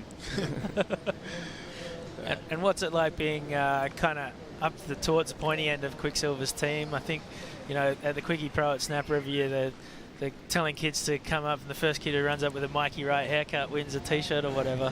Do you see kids with mullets everywhere? Are you like a Peter Pan rock star to them?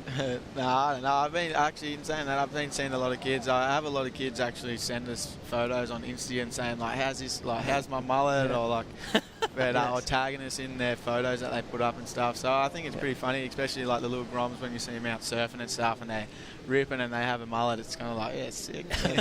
Give them a secret handshake. Yeah, I like that. Weird. Send them in. Thank you. He's going to start evaluating them. Yeah.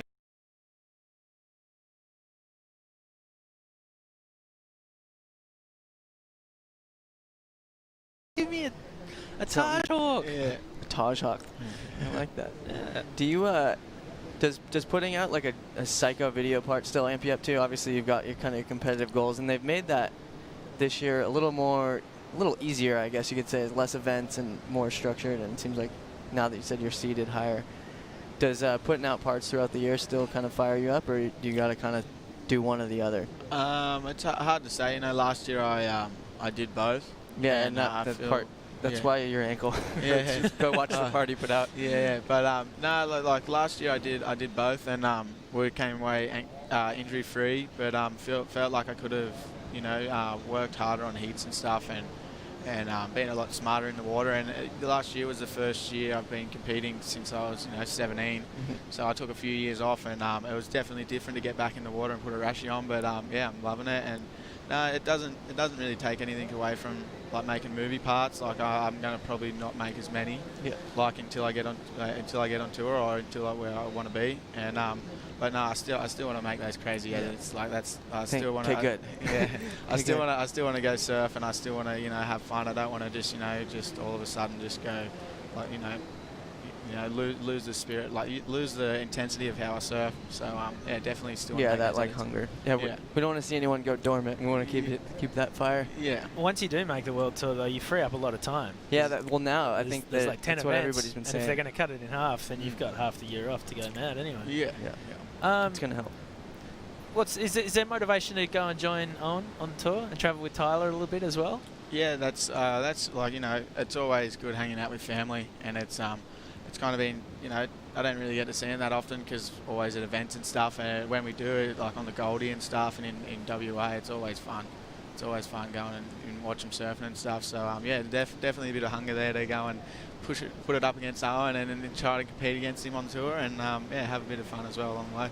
That would be cool. Awesome. Yeah, imagine trying to get your family together. You know, I think it's hard to get around the holidays. Like, they're just traveling the world. You got on tour, off tour, pro surfers. Yeah, must be quite the organizing group text to get together. Yeah. World title trophies used as fruit bowls.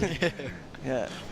Mate, you turned 21 just recently? Yeah, end of last year, like September. Do Australians do 21st birthday party? Oh, it's huge. Yeah. Or is it 18 only? No, 21st is pretty big. Yeah. Okay. 18's like a big party, but 21's a little bit more of 18's like sick, you can go out, but 21's like, it's a big kind of more an adult blowout. 18's a big backyard piss up, and 21's you invite your parents, friends and stuff. And then you get stitched up with all the photos and all the So what'd you do for yours?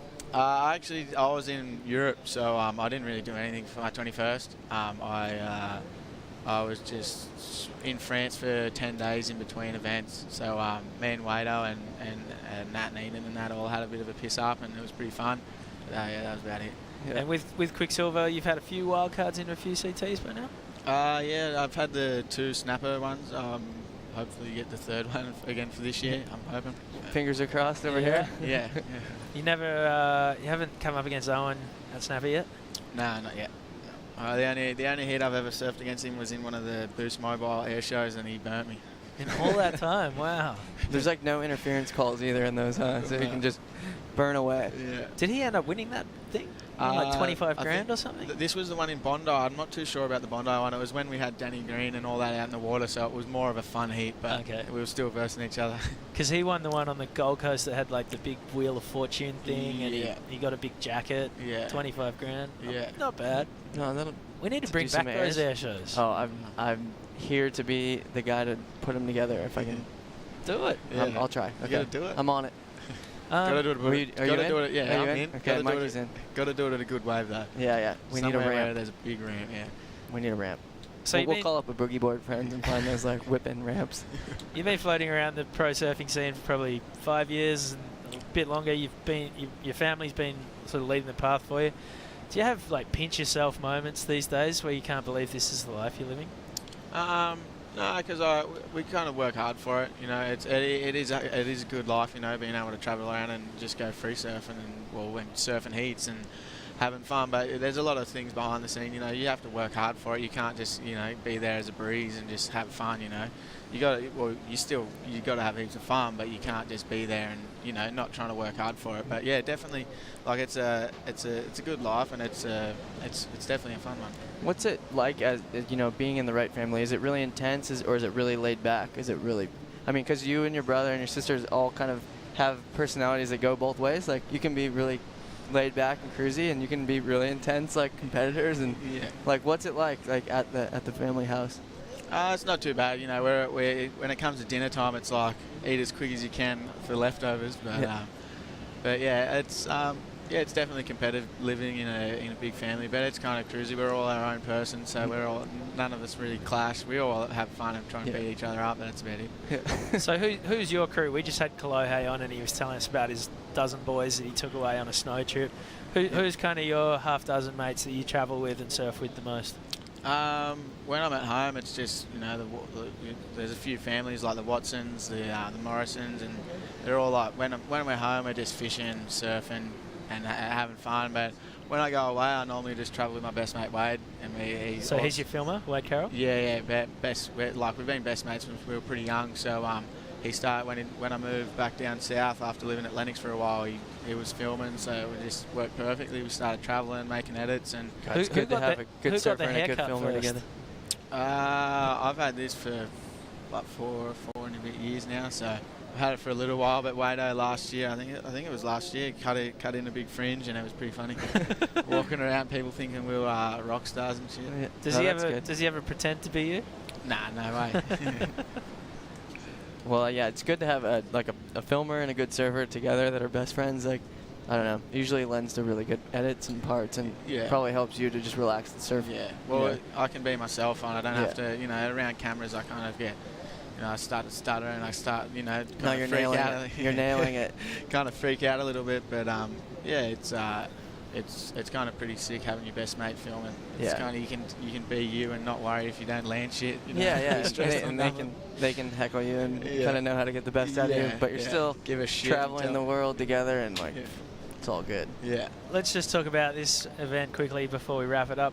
Why don't more Aussies come out here? It's a chance to surf pipe with like 3 other guys out. It seems crazy that if you've just qualified, or if you're a young guy who might one day want to surf in the Pipe Masters, you're not here.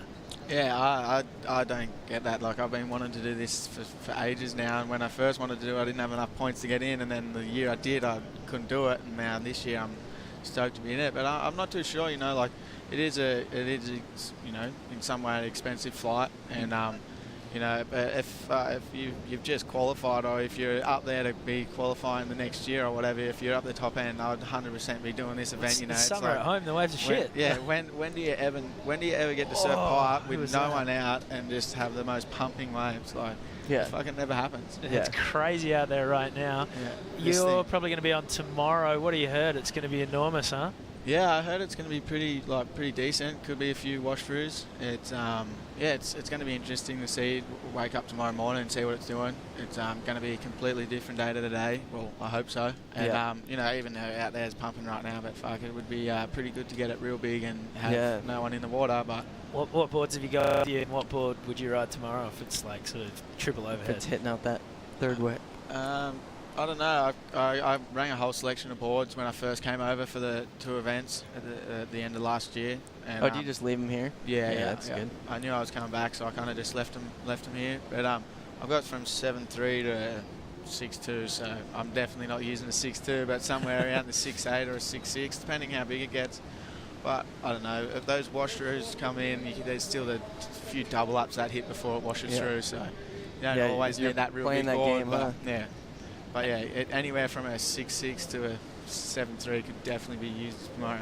And do you have a preference on packing a backdoor pit versus pulling it at pipe? Or? I've only got a few good ones at pipe, so if a backdoor one comes, I'm definitely going to go. But I think tomorrow with that swell direction, I think it's going to be a lot more pipe ones, which will be kind of fun to get a little bit more experience in. And we hopefully get a few backdoor ones too. It'd be nice with pipe to pop out in a channel as well. Backdoor, you can get the most perfect wave of your life and play everything right. Yeah. And then there can still be like a 12-foot double up landing on your head after that. Yeah, that is the risk to run. Every time I see someone kick out at backdoor, I'm just like, good job, but oh God. Yeah, Ian Walsh before got a great wave, did everything perfect, kicked out, and it was just like, oh, see you later. He's ditching his board. Yeah. All right, well, Mike, you're right. It's been awesome having you on the other guys, mate. Thanks for coming and having a chat. Good luck. Good luck tomorrow. Yeah, have fun with that. Yeah, thank you. Thanks. And we're going to leave it at that. Thanks for having a chat. This is the other guys. Mikey. Yeah. Just had an epic little conversation with Mikey Wright. When we come back, we're going to talk to WSL mouthpiece Dave Prodan, who is waiting in the wings to give us an update on all things World Surf League. Don't go anywhere. The other guys are coming on with more right after this.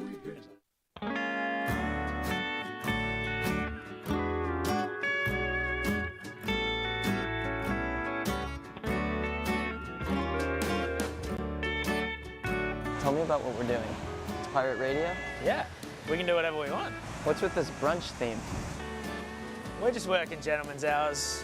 We don't want to burn out, So we don't need to give score updates. We don't need to worry about who's got priority or how much time's remaining. We're just having a chat with some friends. What about post-heat interviews? We specialise in during heat interviews. So we're just going to catch up with our buddies for 3 hours every day, over a couple of beverages, bit of chat, bit of banter, maybe dial up some guests. You think Kelly will call? We can't get Kelly to stop calling. I think we should get a few waves at some point too. We don't want to work too hard. Yeah. Pirates don't work too hard, right? And they drink rum. Yeah. So we can surf before, we can surf after. We can drink during. This is starting to sound like it works. Who the hell are you? We're the other guys.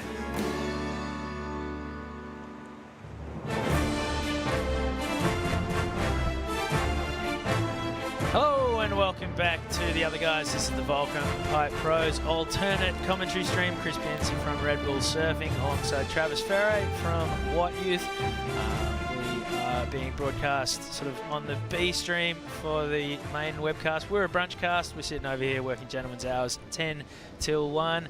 Get involved on Facebook Live through Red Bull Surfing's Facebook page or Stab Magazine. They're co-presenting this whole thing.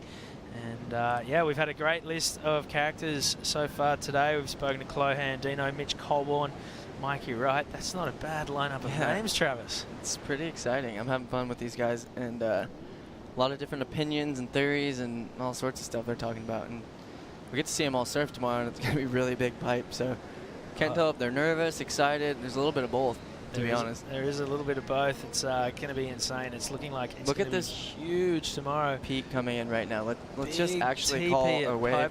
Watching these come in is Geronimo Vargas, which is arguably the best name in pro surfing right now. Can he thread it? Oh, so do close. you count that? I mean, if he goes home, I reckon that little, you got to count that. That little stumble's taken his 8 down to about a 3 or a 4, I reckon. So a 4-point fall there, unfortunately. Riley Lang, young Aussie Cape Fear competitor, a charger of some note. Is the so he's gotten a few before this too. Yeah. He's done all right. And I think we're about to keep the opinions coming. We've heard from plenty of surfers from the World Tour, from the world of free surfing, guys like Noah Dean and Mitch Colborne. And, well, Kelly again. Is this Kelly ringing once again? Hello? It's not Kelly Slater. It's the one and only Dave Prodan from the World Surf League. Hey, Dave. How are you, Dave? Hey, guys. How's it going? Not too bad. Where are you in the world, mate? Can we get Dave one of these? It looks like he needs one. I've got my Kurt Vonnegut coffee mug this morning. Okay, good. It's more of a dark California day, I'm assuming. Well, darker than where you boys are, for sure. Yeah. So where are you, mate? You're in Ventura? Yeah, so I'm at the Oxnard satellite office today. Okay, and for our viewers who are just tuning in, readers. Sorry, can't break old the habits magazine die hard. Run us You through said who from ASP before that just dates both of us, Benzie. I'm well aware. He's reading ASP reports. And I'm talking about guys getting into the top 44. But tell our viewers who exactly you are. Yeah, my name's Dave Prodan. I am head of the brand for Surf League. Basically, Dave does when I'm confused and I'm baffled on World Surf League, Dave's the guy that I can send him a pack of beer, call him up, and we can get to the bottom of it, and he explains it in eloquent, perfect terms, and by the end I'm like, cheers. Thanks. Yeah, incredibly well-spoken dude who understands the matrix that is the WSL rulebook. And the entire surf world, I think that's what Dave does, is he adds perspective to the whole thing, and he knows the inside and out of the competitive world. So. You used to run a fantastic podcast. Been meaning to ask you, Dave, where is Kill the Messenger, please? Well, I made Ben Mondi's best surf podcast list after really minimal effort, so I figured that was the peak. And you'd peaked. Yeah, I'd go out on top. And possibly somewhat of a trendsetter, because everybody seems to be doing podcasts these days. Well, I mean, I wouldn't say that. I think, people like David Scales and Scott Bass and Chris Cote and that whole crew, they were well ahead of me. I just like the idea of having kind of long-form conversations about surfing. And, I mean, not dissimilar to what you guys are doing here. It's nice getting surfers and people around surfing in a relaxed atmosphere and kind of having opinions and free-flowing conversation. I think you get a lot out of it. Absolutely, that's We're not that relaxed. I mean, these lights are hot. This hot light, and this pineapple keeps falling off of the watermelon. So Dave, we're here. So it's really complicated here in Hawaii. We obviously want to pick your brains on all things WSL. Fantastic year last year. It's been, what, 3 years since the ASP became the WSL. How are you guys enjoying the experience so far, and how do you see the growth continuing to evolve? Sure, yeah. I mean, funny enough, LinkedIn kind of reminded me via a lot of people's nice notes that I've just finished my 12th year at the company. So, yeah, I think it's changed a lot, obviously, since I started back in 2005. It was really Wild West, and a lot of fun and a lot of really good surfing's happened in that time. And the best thing for me is kind of seeing, our battle cry was always world's best surfers, world's best waves, and that was sometimes a challenge in argument, but I think a lot of the changes the company's made just in that realm, in terms of venue and interpretation and scoring criteria and creating conditions for people to really push boundaries. It's, you're seeing some really amazing stuff consistently in the live arena, which is really exciting for us. And yeah, geez, between the wave pool and the Olympics and our new CEO Sophie Goldschmidt, there's so much change happening at the organization right now. It's really exciting. Yeah, you mentioned the Olympics. I guess one thing that everyone kind of wants to know is the selection criteria. Obviously, there's the ISA, the International Surfing Association, have done a lot of work in getting surfing to the Olympics. They couldn't have done that without the cooperation of the WSL. How do we then go about selecting the surfers who are going to compete in Japan in 2020? Yeah, definitely. I mean, it's been a learning process for us too. As you rightly said, the ISA has really been the organization that's led the charge for getting surfing in the Olympics in Japan 2020. So they've put in a lot of groundwork, and then I think probably the performances and the celebrity and the interest in mainstream and with our surfers has really helped also. Our commissioner's office is working with the ISA on creating a really fair and balanced way to qualify surfers that ultimately has to be approved by the International Olympic Committee, the IOC. And our goal is just to get as many high caliber surfers in that Olympic Games as possible, because it's an important opportunity to showcase surfing, and want to make sure we're doing everything we can to put on a good show. And how do you see I mean, it's obviously early days, but how do you see the structure coming together with the Olympics, like a CT format rollout, or are we going to see tag team, nation on nation sort of stuff? What do you see? Individual surfing?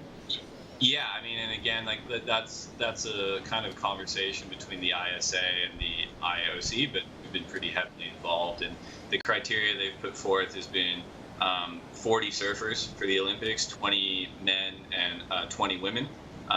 So the breakdown between countries, how they qualify and what the format's going to be, those details are still being worked out. But yeah, I mean, it's exciting times. It's a huge platform, and we'll see how they do. How does the WSL deal with the fact that Hawaii now becomes part of the US? The Basque surfers become part of Spain. That doesn't change anything with regard to how the WSL is going to classify their regions and their surfers? Not in the immediate, I wouldn't think. I mean, quote Wayne Bartholomew, how he explained it to me back in the day, and he said, surfing considers Hawaii its own sovereign nation, and I think that's a good way to look at it, and that's how the ASP and the WSL's treated it so far. But yeah, I think when you start putting things on the world stage with an organization like the Olympics and a platform like that, there's certainly going to be kind of compromise there. And I mean, it's very possible you're going to see John and Carissa competing for Team USA, and we'll see how the sport develops from there.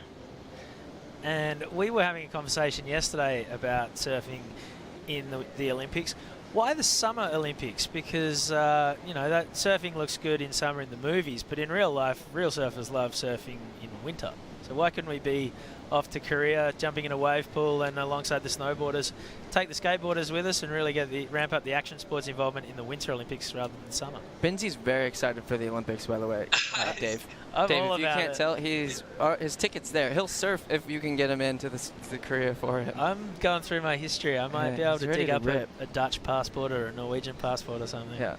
Yeah, well, for sure. I mean, it's a funny one. Like, I remember Nate Meyer's comment from going to screw the movie up, but Stranger Than Fiction maybe, and they're talking about Bruce Brown selling the dream of endless summer by following winter around the world. So, you know, I don't think that surfing's paradox is a new thing, right?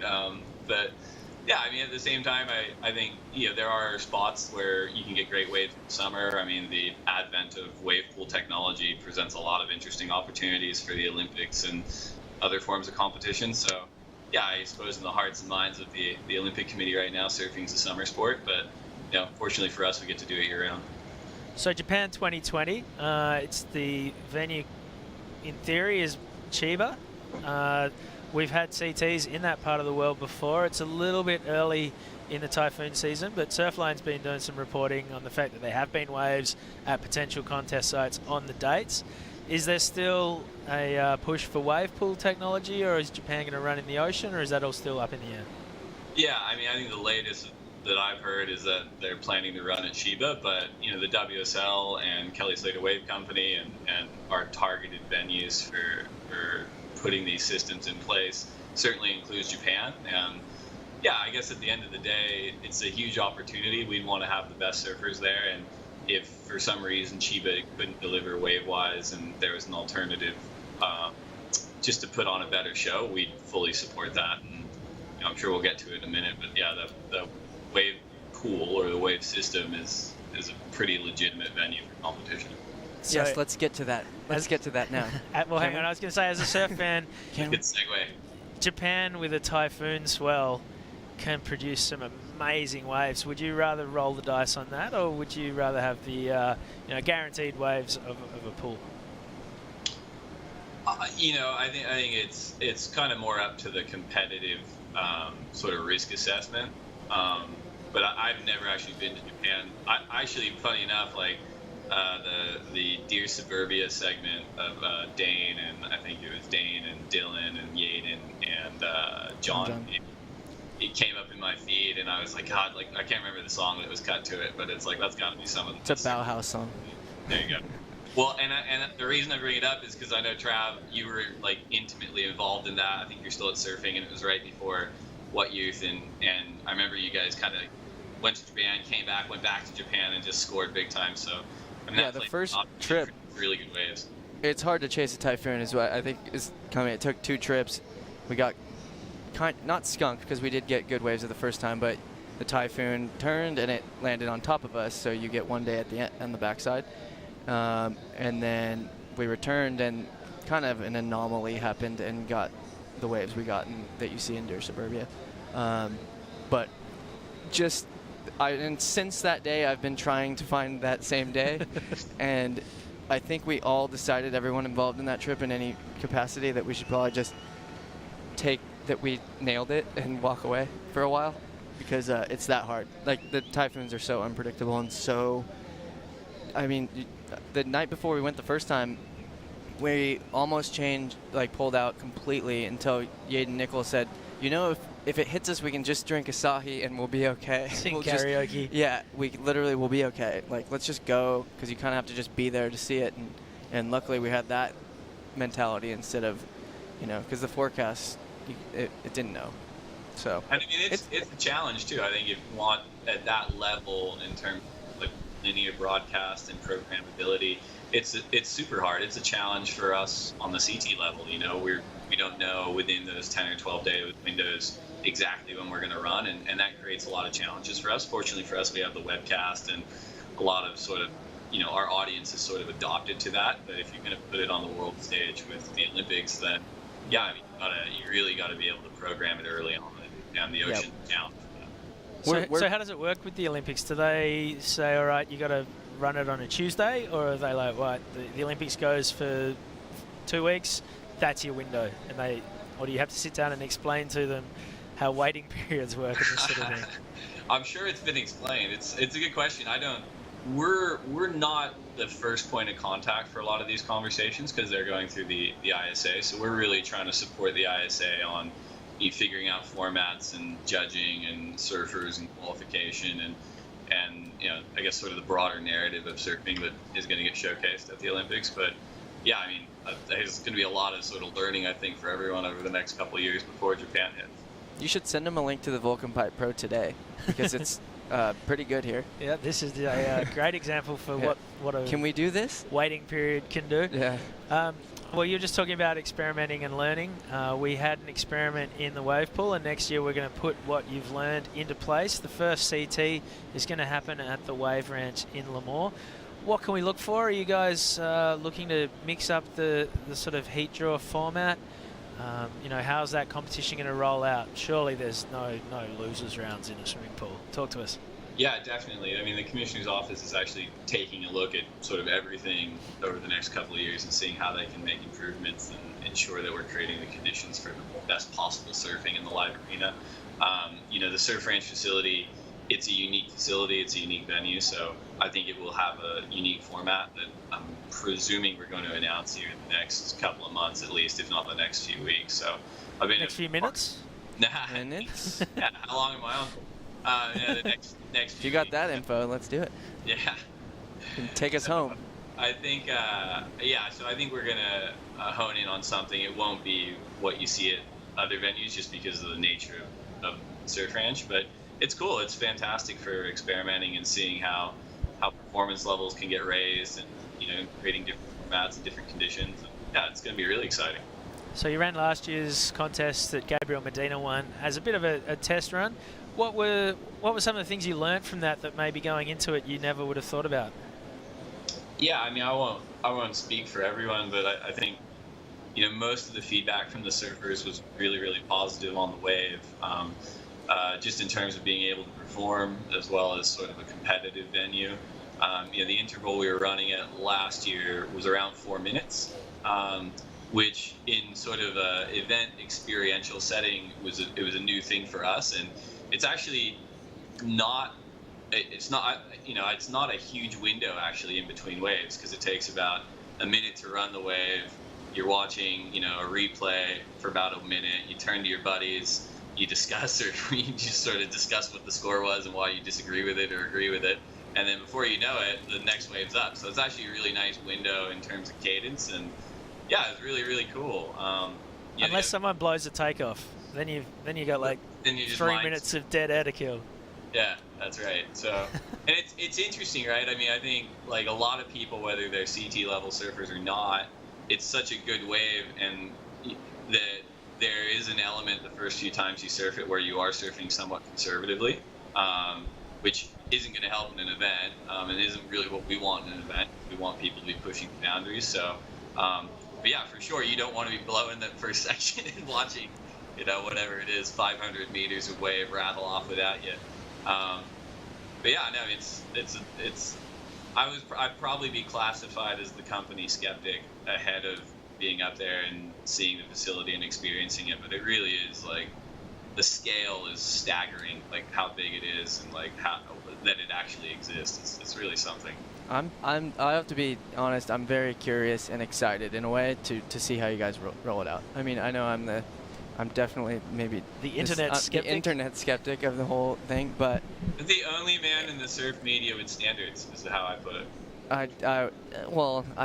Or don't you dare accuse the other guys of having standards. Yeah, but no, I just want to see how it looks in a competitive way. The wave is surreal to look at, and I'm curious to see it. And I know Dave's got my back. He's gonna make sure this is entertaining and legit as can be. So, Dave, with the rollout of the event, is the plan? Obviously, you love the fact that it can be scheduled, it can be part of a broadcast. Is there going to be a TV audience lined up already, or is the plan that you can have big bleachers built around it and you have 20,000 people turn up live? Yeah, I mean, I think a lot of that's being discussed now, but for sure, there's going to be I guess a live component for people that want to watch it in person. There's always going to be our webcast and social media offering. And yeah, because this event is pretty unique in terms of programmability, it does make it very appealing to linear broadcast partners. And the grandstand side of things, like Lemoore's situational music, please. Tiny little. Can we get situational music? Tiny little town in the middle of nowhere. Where's the closest place people could really stay if there's decent numbers who want to turn up? Fresno? Yeah, I mean the town of Lemoore has it's a small town, but there's certainly accommodation, and then I think Hamlet is another town around, and you're 3 hours from basically Los Angeles, 3 hours from Las Vegas, and 3 hours from San Francisco. So it's kind of smack bang in the middle of Central California. So yeah, I think there'll be a fair amount of people that want to check it out and see what happens when the Wonka factory opens. Are you encouraged these and tailgate in the car park? This is my first wave pool experience. Here's Trav. Just so much emotion when it comes to all things chlorinated. Yeah. Well, I mean, again, because it's so early days up there, it's I think really however you can do it. Like RVs, hotels. I'm sure at some point at some of these facilities there'll be, campgrounds. I guess that's kind of the point too. If you can make a surf contest feel like a road trip or a surf trip, then I think you're doing a good job of capturing kind of part of what the spirit is of surfing too. And even for people that don't surf, it's pretty fun to do. And I think that I'd love to see it associated with that kind of stuff. Burning Man meets the World we'll Tour. have to Kickstarter What Youth van trip to the wave pool to experience it. I like it. All right, a couple more before we let you go, Dave. Big changes have been sort of whispered about for the World Tour next year. The only regular source of information is tour manager Renato Hickel, but he always does it in Portuguese. Can you give us some English updates on this rejig of the World Tour schedule for next year? What we're going to be looking at, if we're going to be cutting down numbers of surfers, cutting down numbers of events. Are we starting at Pipe? Are we going to be here this time next year at the Pipe Masters, not the Volcom Pipe Pro? Are we going to be finishing on a boat in the Mentawais with 3 guys? What's the deal? It all sounds pretty exciting to me, but we can't confirm anything right now. But we will be announcing, soon in the relative terms of the universe. Well done, Dave. Can you tell us in Portuguese at least? No. Even I think if I tried, I might accidentally tell you. So it might come out. Oh, well, heaven forbid. We've broken quite a lot of news here, so feel free to call us back when you... All right, one thing that is certain is there's a massive generation of surfers who are retiring at the moment. It's we've been talking about it changing the guard for probably 5 years, but it seems like it's actually happening right now.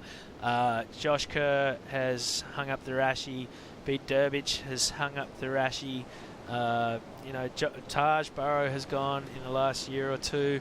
Mick's making noises. How is surfing going to replace that real generation of guys who've won just hundreds of events and thousands of heats between them? It's been an incredible era. Yeah, I mean, it's sort of an overlapping of eras too, right? I mean, if you think of someone like Kelly, he's almost been classified as the next best thing for almost 3 decades, and within that, he's got a future, that guy. Yeah. And within that, you got sort of these, era-defining surfers like Andy or Mick, and even their runs have been very, very long as well. I mean, we're talking, with Mick and Joel and Taj, like 10+ years on tour, and have created their own dynasties within sort of the broader Kelly dynasty. And yeah, I mean, we've had a bunch of, I think the surfing world loves to sort of focus on the next best thing, right? And we've had a bunch of people sort of elevated to that level of challenger, and some have worked, some haven't. But yeah, I think if you look at the last 2 years, and really probably what broke open the door for this next generation was Gabriel in 2014, being the first Brazilian to ever win a world title and doing so at such a young age. That really opened the door for people like Matt Wilkinson to win events, and for this whole new generation of people to have the confidence to, I guess, sort of occupy that top 10. And I mean, you've seen it with, John's got 2 titles under his belt. On the women's side, you've got Tyler's got 2 titles under her belt. Kai Lenny's leading the women's rankings, the big wave rankings right now. So I think across a lot of different product spaces, it does feel like a sort of an era-defining shift. But I think in surfing too, probably as a function of having such long-standing generations and dynasties, like performance-wise, it does take us a few years to acknowledge that there has been a shift, right? You could argue the shift was a few years ago, but this year really feels like it, especially with a few of those folks moving on from the competitive arena. All right, last question before we let you go. He's won the Commune Bali Pro twice, back-to-back. Can we get Taj Burrow a wild card into the Bali event at Karamis this year? I think that's a really good suggestion. You know, I think Taj is one of those guys that certainly didn't leave because he wasn't competing at that level anymore, performing at that level, and I think it's one of those things where you look at the pressure off on him, and he's winning everything from his out at Sultans and still beating poor Travis Logie and winning back-to-back Bali events. So yeah, I mean, I think we should lobby the commissioners to explore that wild card opportunity with Taj. All right, let's make it happen. Dave Prodan, it's always a pleasure having a chat. Thanks for dialing in from Ventura. Yeah. Okay. We're back on the phone. It's been a blast, and we got some good stuff out of you. So cheers, Dave. It was well worth our time, and hopefully it was worth yours too. So thank you very much, Dave. Thanks, guys. Aloha. Cheers, mate. All right, that was SVP. I don't know what that means. Of Senior Vice President. Okay. Right? Of brand something for the WSL. Dave Prodan, he's awesome and great for a chat. It was cool to really round the bases and talk all things Olympics and the future with Dave. We're going to throw to a quick package of highlights from the dock, and when we come back, we're going to talk to Surflane Chief Forecaster Kevin Wallace about the incredible forecast for the next few days and the how big it's going to be in front of us, how big it's going to be. So don't go anywhere. More from the other guys coming up right after this.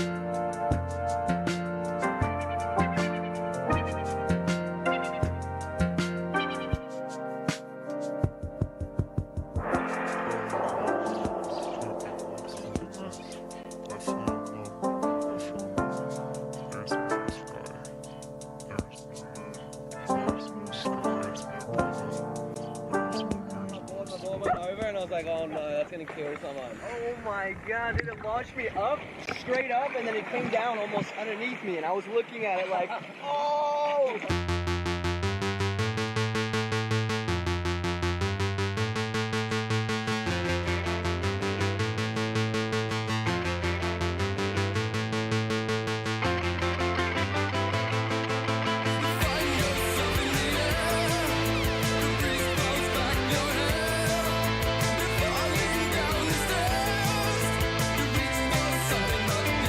Now you might be getting scared, so you keep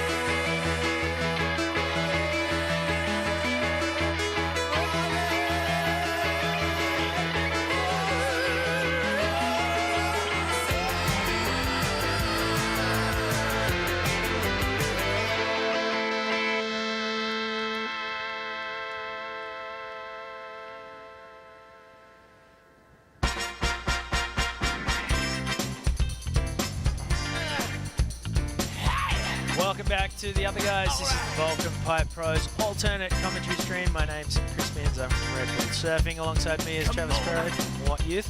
And we're joined by Kevin Wallace from Surfline, chief reporter forecaster for this event. And, well, we can't complain about conditions so far, but what do we got coming?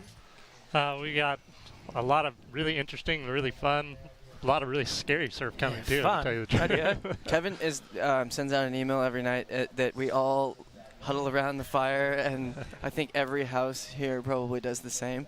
That basically details that, because we all think we know what we're talking about before you send through the actual report. I don't know what I'm talking about. No, we're like, well, there's just, infinite theories, and then Kevin comes through and with the actual report, I would say. Yeah. Is that a lot of pressure with that? Yeah. Yeah. It sucks to be wrong. Yeah. And it happens. Do you thrive on that? If you're a little bit, yeah. To tell you the truth, it's fun. If it was easy, then it would probably be boring. Yep. You learn a lot from your mistakes too. But it's really cool to wake up and when you think it's going to be good and you see it's good. It's today must be very validating. I mean, you've basically anticipated every morning we've seen, and it's cool to see. It's cool to see from the perspective of I want to be right. It's something I'd love to do and I work hard at and I want to be right. But I'm a surf fan too. You want to see this? Yeah, I want to see this too. And what's the forecast? A distance out from this event wasn't necessarily the greatest. What's been the change where all of a sudden it's as good as it gets? Yeah, I think so. The big thing is the wind. We felt really pretty good about lots of swell throughout the event, but it was just one of those ones where it was kind of dicey wind. And looking at it kind of pre-forecast or pre-event, it just looked like the wind would be kind of more southwest or even west as these fronts move through. And what's really happened is that the fronts have kind of stalled out a little bit, so we've got more of like a southeast or south wind, which is ideal here. We actually see that a lot. Like if you're someone that's following the Hawaii forecast and you're seeing southwest winds like a week out, probably more often than not, we see those fronts stall a little bit, and you actually get at least a good morning of wind. So it's something to just kind of keep an eye on. Yeah, there was one morning it was like Armageddon here. I think we were off that day, but later that day it was the cleanest. The funnest waves we've had in all week. Yeah. For normal people. No, yeah, that was a crazy morning. It was like we had the super blue blood moon first thing, and then that lightning storm right offshore, and then that front blew through, and it was like west wind 20 knots, and then it cleaned up, and it was just perfect little peaks out here. So pretty big tides this week as well with the full moon. Yeah, for everywhere really, and not that Hawaii doesn't get the really large tidal swings that you get even in the States or something like that, but by Hawaiian standards, you get more of a tide swing. So what's that going to mean for the waves? Are they going to be lully heats and better heats where it pumps depending on the tide? I think especially going through the weekend, there's going to be so much swell that the tide is we're not going to see it. It's buried beneath. Yeah, and, it's a fairly benign factor for Hawaii in general. It's a factor, but not as much as other areas. And it's going to be pumping swell. So how does it work? You get up in the morning, you get your coffee, you go down the beach, check the surf. Do you get sick of people just saying, "What's it going to be like this week"? Do you wear a how disguise? many times do you change your phone number? Yeah. That part I don't mind. I love talking about it. It's when it's a complicated forecast and it's not black or white, and to try and take the time to explain there's some uncertainty here or there, that's when it gets tough, because people just kind of want to hear is it going to be good or not, and it's not always that easy. Do you ever smoke bomb people? You have the opportunity to be the king of that. Yeah. And people probably blame you as well if they've taken a day off work because Thursday's going to be good and they take the day off and you have to mess with some of your friends. Yeah. That's apparently your fault. Oh yeah, I'll mess with Sean Collins, the founder of Surfline. Yeah. He was the king of that. He would throw these red herrings out in forecasts all the time. He'd be down in the desert in Scorpion Bay, and he would drive away, and just because he knew people would follow him, drive away and then kind of circle back and hope the camp cleared out. But yeah, he was the king of that. It's pretty funny. Epic. I love hearing that. And how many times you had to change your phone number just to stop people from all over the planet just calling you up saying, "What about this? I'm meant to be going to Indonesia next week. Should I be going to the east or the west of the chain?" It's I feel lucky that happens, to tell you the truth. My job is I get to talk about surf and hopefully put people in good waves for a living. So that's all good. And you said you're a surf fan. Does it increase your sort of knowledge or your appetite for knowledge of the whole surfing world? You must just study maps of the globe now and try to figure out what swells do what for, Africa or Europe. And yeah, totally. I mean, it's I'm a weather geek. I'm a map geek. Like I love looking at that type of stuff. So.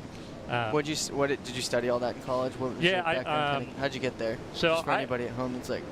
I started off. I too am a geek. Yeah. I too am a geek.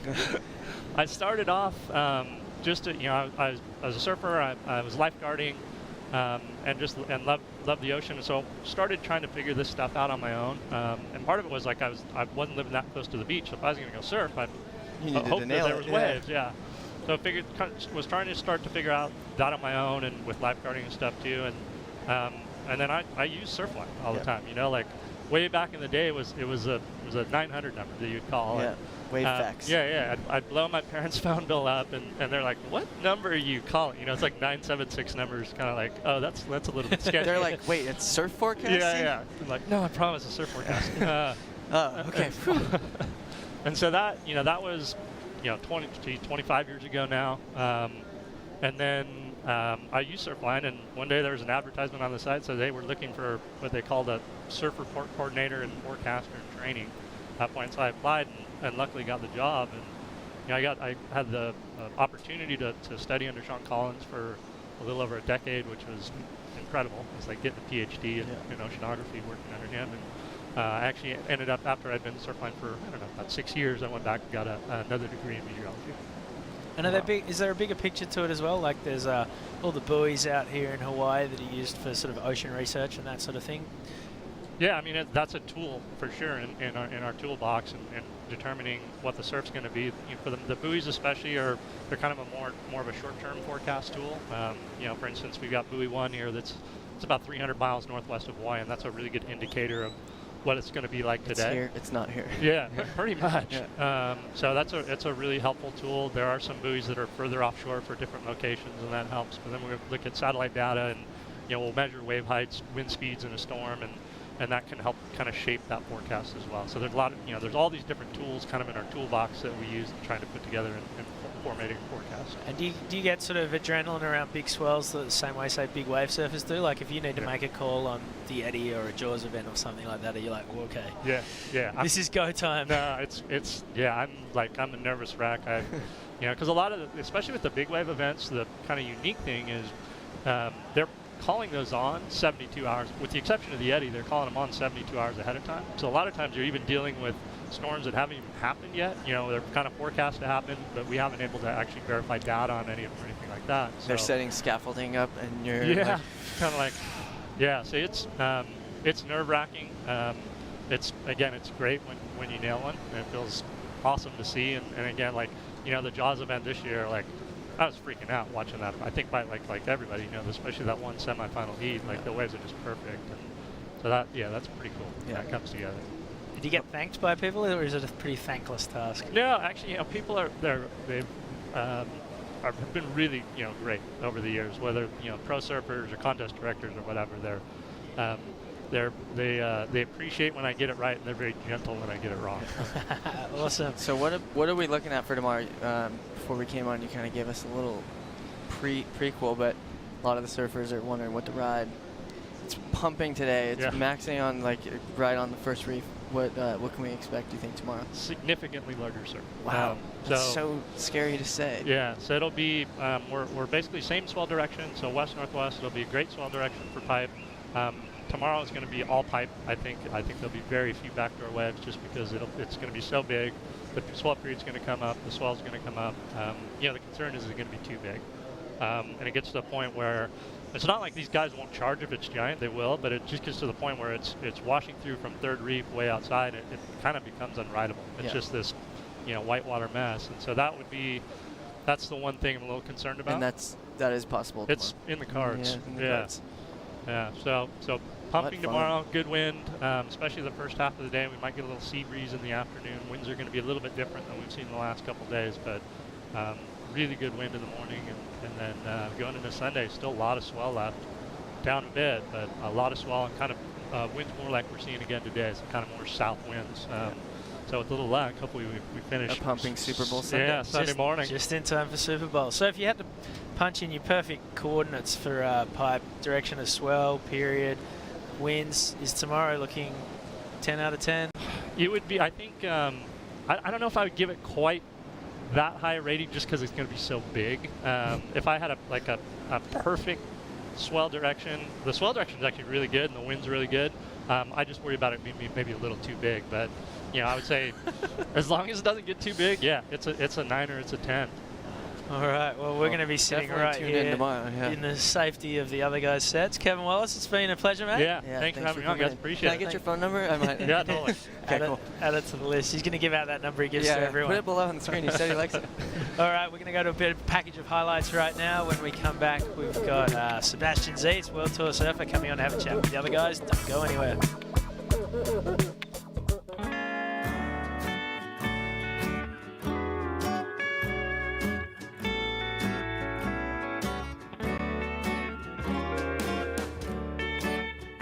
Tell me about what we're doing.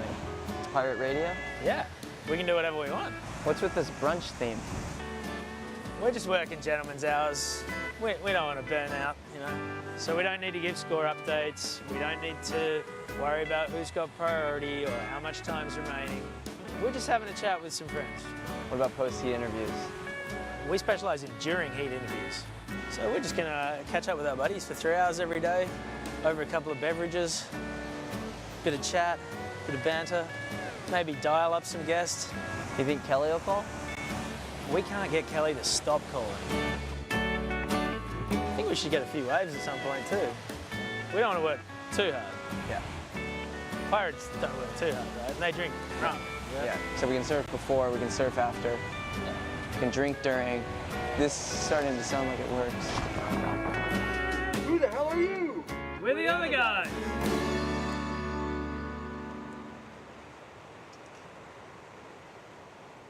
We had Kalani David, who's firing up his chapter 2, which was, I think, a highlight for me, seeing him come through. He was ripping in his heat, so we'll actually see him probably surf while we're in here. Yeah, I think we've decided he's our boy. Yeah. We're getting behind Kalani David. He's not got any sponsors at the moment, but the other guys are definitely throwing all of our support behind We do have him. stickers, Kalani, if you'd like. We'd like to put you on our team.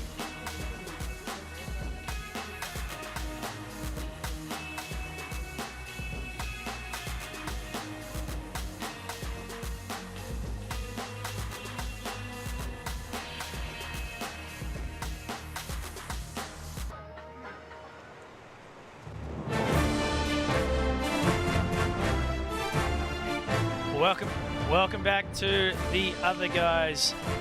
We've gone corporate. We are nervous team managers right now. Chris Binns, Travis Ferre. Boys in the water. Anxiously as our boy Kalani David. You just saw the package. We signed him up last night. We're backing him to win the Volcom Pipe Pro. And he is in the water right now up against David DeCamo, Nick Von Rupp, and Danny Fuller. So best wishes to Kalani. He's who's doing his job. He just started the account with a pretty solid one at backdoor. Nice. So all our talk about, deep dives into everything cool in surfing, we're now encouraging Kalani to build a house, use priority wisely, sit on his opponents, and do whatever it takes to get the points. And maybe one day qualify for the World Tour. He told us that's something he'd love to do. He's there he is. He's a child phenom, amazing bowl skater. Competed in all sorts of bowl events around the world. He was a little ahead of his time when he was skating so well and surfing so well, and then, as you saw yesterday, we had Arto in who kind of explained that there's a new energy and like a new acceptance between the two cultures that we've noticed. And Kalani's kind of teed up for Chapter 2 to kind of make that happen. And here's his first wave right here. Yeah, dropped in a 6.33, and that's almost a keeper. There's bigger waves to be had out there. Well, he's got Nick Von Rupp and Danny Fuller, who I know just that they're not going to go that easily. They are not. I'd like him to get a few more. They are not scared. Danny Fuller, of course, from Kauai. Speaking of Kauai, one of his countrymen, compatriots, island brethren, Sebastian Zietz, World Championship Tour surfer, is joining us here on the other guys. Sebas, how are you, mate? Good, bro. Cruising. Looks epic out there. Kind of bummed I don't get to surf today, but hopefully everyone does good. Did you surf this morning?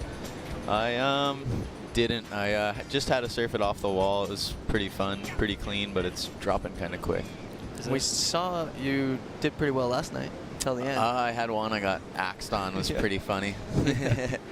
What happened on that one? Looked nasty, but you told me before that it was actually pretty cool. Do you count that? Are we counting that? I don't know. I don't think it would have counted as a score. Felt like I was out of it for a while, but it spit, and I couldn't see if it was going to keep going or like I had a doggy door. So I started a doggy door, and then I realized it was like still really throwing hard, and felt like I was going straight forever, and it still axed me. Yeah, and the axe was real. Yeah, but it wasn't too bad. It just kind of smeared me, and then the wave bounced right over me, so it looked worse than it was.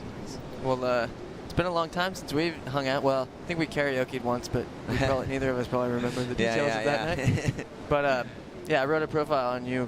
It was probably 10 years ago, 8 years ago. Yeah. And we surfed 1 foot north side Huntington. We went to the fair, and you were just coming onto the scene, kind of following Barca around, and here you are. You're a world title threat now. Nah, I wouldn't go that far. But yeah, I'm my campaign saying yes. Cool. I like watching it. You're 11th in the world last year. You've won a CT. You've won a Triple Crown. You own houses all over the place. Property baron. What's going on? Life's pretty good. Yeah, it's been great. great. Look like a genius. Yeah. Yeah, it's been really good. Got married. That was a big one too. Yeah. Now we got a little puppy too. That's probably a lot of work. Yeah. do you run a gym? Is that what? Oh, we recently sold it. We kind of failed at that one, but we sold it to a girl who worked for us, and it's doing really good now. So. Yeah, well, it's hard to be a professional and have a puppy and run a gym. Yeah. Once you got the puppy, there's no way of running a gym too. We were juggling. Yeah. And tell us about you had the big win at Margaret River 2 years ago. Do people fully comprehend just how much work goes into winning a CT and just how massive of an achievement that is? Yeah, I don't know. You'd have to ask them. Yeah. I just feel like, I don't know, it's not really a lot of work when you're surfing as your job, you know. You know, you can put in work in the off season and work out in that, but that's not really work either, you know. A lot of people do that day to day just to stay fit, and yeah, it's really fun, and I just get more and more happy every heat I make, you know. I try to don't set goals too high, because then you're just setting yourself up for failure, kind of. And every heat I make, I just get more and more stoked, and then to win a contest, it's just like so happy. Time to dance. Yeah. I think that was what you said on stage at Margaret's, was aim low, achieve high. Yeah. You're one of those guys, if you hang out around CTs, you just surf all day long. I thought it was really cool. What else is there to do? Well, you hang in the competitors area, talk about your fantasy teams. And conserve your energy. Yeah. Conserve your energy. Yeah, get out there. Well, there was no conserving energy in Margaret River when you won that event. There was a half-an-hour gap between the semis and the final, and you just stayed out and surfed. Yeah, wanted to make sure the board was feeling good, and, you know, it was Margies with no one out. It's probably not too hard to get, but... He's like, wait, no one wants to surf out here. Margaret River, no one out. I'm out there. Like, yeah, right. I usually would like a crowd there. It's like Sharkies. Yeah, exactly. That's true. 2017 was a pretty decent year. You finished 11th, had a few decent results. What was your favourite event last year? Last year, just think back. Where do you like going? I mean, I like going to Goldie. Goldie? Yeah, I think it's really fun, you know, and it's. I think it's a great first event. It's like an exciting place. Yeah, the wave is just so rippable, sick. and the Australians are really like cued into, you know, surfing really well, and. You're almost an honorary Gold Coast resident. I mean, Lachlan McKinnon, Peanut is your filmer. Yeah. You guys travel together. You're here with Brent Dorrington. Yeah, staying with Breno. Yeah, I went over there, you know, a few times before I even got on the CT, and I instantly loved it. Just the waves are super fun everywhere, and it's really warm. Are you in the D-Bar board riders? I did the D-Bar board riders, yeah. It was insane. Got chaired up. Wow. Beer bong when I got chaired up. That's a heavy hitting ring in. Yeah. I know. Those aren't easy things to crack into. Yeah, I think everyone was pretty bummed. They're like, what? I was like, Alon Ryu was on the team too. They're like, what are you guys just pulling guys out of nowhere, throwing them on your team? That's all right, you want. What about, well, we stayed together in J-Bay last year. That was pretty incredible event. Yeah, that was mental. You gave me the flu. It was insane. What? No. I'm staying with him this time. I wonder what I'm going Oh, with. man. I did not have the flu. Do not drink his water. Woody might have. Woody was sick for days after that event. Yeah. What about the twin fin challenge that popped up in the middle of the J-Bay? Oh, that was rad. That was insane. That was so much fun, and props to those guys for riding those boards. It was pretty tricky, and I was stoked we got to go home with them. I actually had to buy another board bag to get that thing home, but now I got it, and the wifey likes it, and I ride it when it's really small, and another board in the quiver. Well, I'm glad you're taking advantage of those opportunities instead of being like, no, I got to stay switched onto my board and get out there. It was pretty cool that heat. There was, what, Geordie in the water, Connor. Yeah, apparently Connor was just going off. You can tell kind of the way he surfs. He's super patient. It like suits like kind of twin fin. Yeah, twin fin ass. Slipping around. Yeah. Yeah, all knock-kneed and grip. So what's your program when you're over here on the North Shore? Obviously, you live in Kauai, but you come over to the North Shore of Hawaii quite a lot. Not really. I just kind of come over for the contest. You know, if I was just doing the QS, I would come over a lot more just because I'd have a little bit more time at home in Kauai, and I just really enjoy the time off and the time being home, and get to hang out with all my friends and surf the waves that are really familiar to me, you know. But yeah, we don't have any wave that's similar to pipeline, you know. There's only one pipeline, and every time I come over here, it's just gnarly how hard all these guys charge, and props to the locals. They hold it down really well. Monstrous forecast for tomorrow. You nervous, excited, looking for injuries? No, yeah, pretty nervous. I got an ingrown toenail, so I might go pull out. Yeah. That was like Kalohe said. We're like, there's probably a couple guys that are gonna go out. He's like, nah, I don't want anything to do with tomorrow. Yeah. I don't know. A lot of guys are saying it's super west, and I heard even Kauai might block the swell a little bit, and I was talking, John was just out there over at Off the Wall, and he was saying that he thinks it, you know, if it's not overloading, it could be really good because just kind of handles when it's more west, none of those real, like, one swing in from the channel. But I'm just bummed I'm missing these backdoor days. I just would live for this, you know, and this is pipe's a whole nother story. I feel a lot more comfortable at backdoor. So going backside, it's such a boil of a wave. Yeah, you just like, you have to be so far under it, and it's, feel the way the energy comes in, it's way more ominous when you're on a pipe wave compared to a backdoor wave. So we got one of your boys, Danny Fuller, in the water right now. There's just been an incredible generation from Kauai, obviously Andy and Bruce, guys like Dustin Barker, yourself, Steph Cohen. Like, where's this push come from? Do you guys all just travel together, G each other on, feed off each other's energy? Yeah, for sure. And I think the fact that we try to, you know, keep it underground, and everyone kind of knows that, you know, you can't film on Kauai, and you're not going to move to Kauai and, you know, try and blow it up and be a pro surfer. You know, you have to travel, and so, you know, we all push each other at home, and there's no cameras on, and it's just all for our friends, you know. So the only person who sees your surfing is your friends at home, and it turns out they're a pretty good peer group too. Yeah, get great feedback from. Yeah, they all charge, and Danny's been a mentor to me, and I thought he was gonna come out, jinxed him. And by contrast, Maui, there's no shortage of cameras over there, but those guys have this crazy generation at the moment with, you know, Matt Miola, Albie Layer, Dusty Payne, Kai Lenny, just everyone doing everything under the sun coming out of Maui. Have they kind of stolen Kauai's spotlight a little bit? And are you guys happy with that? No, I reckon they have. I just think that there was, you know, when I was in my early days in amateurs, Dusty and Marzo and Barger and Granger and all those guys were like, they were the guys, you know. It was kind of obvious, and I don't know how they got so good. Every time I've been to Maui, it's been like super windy.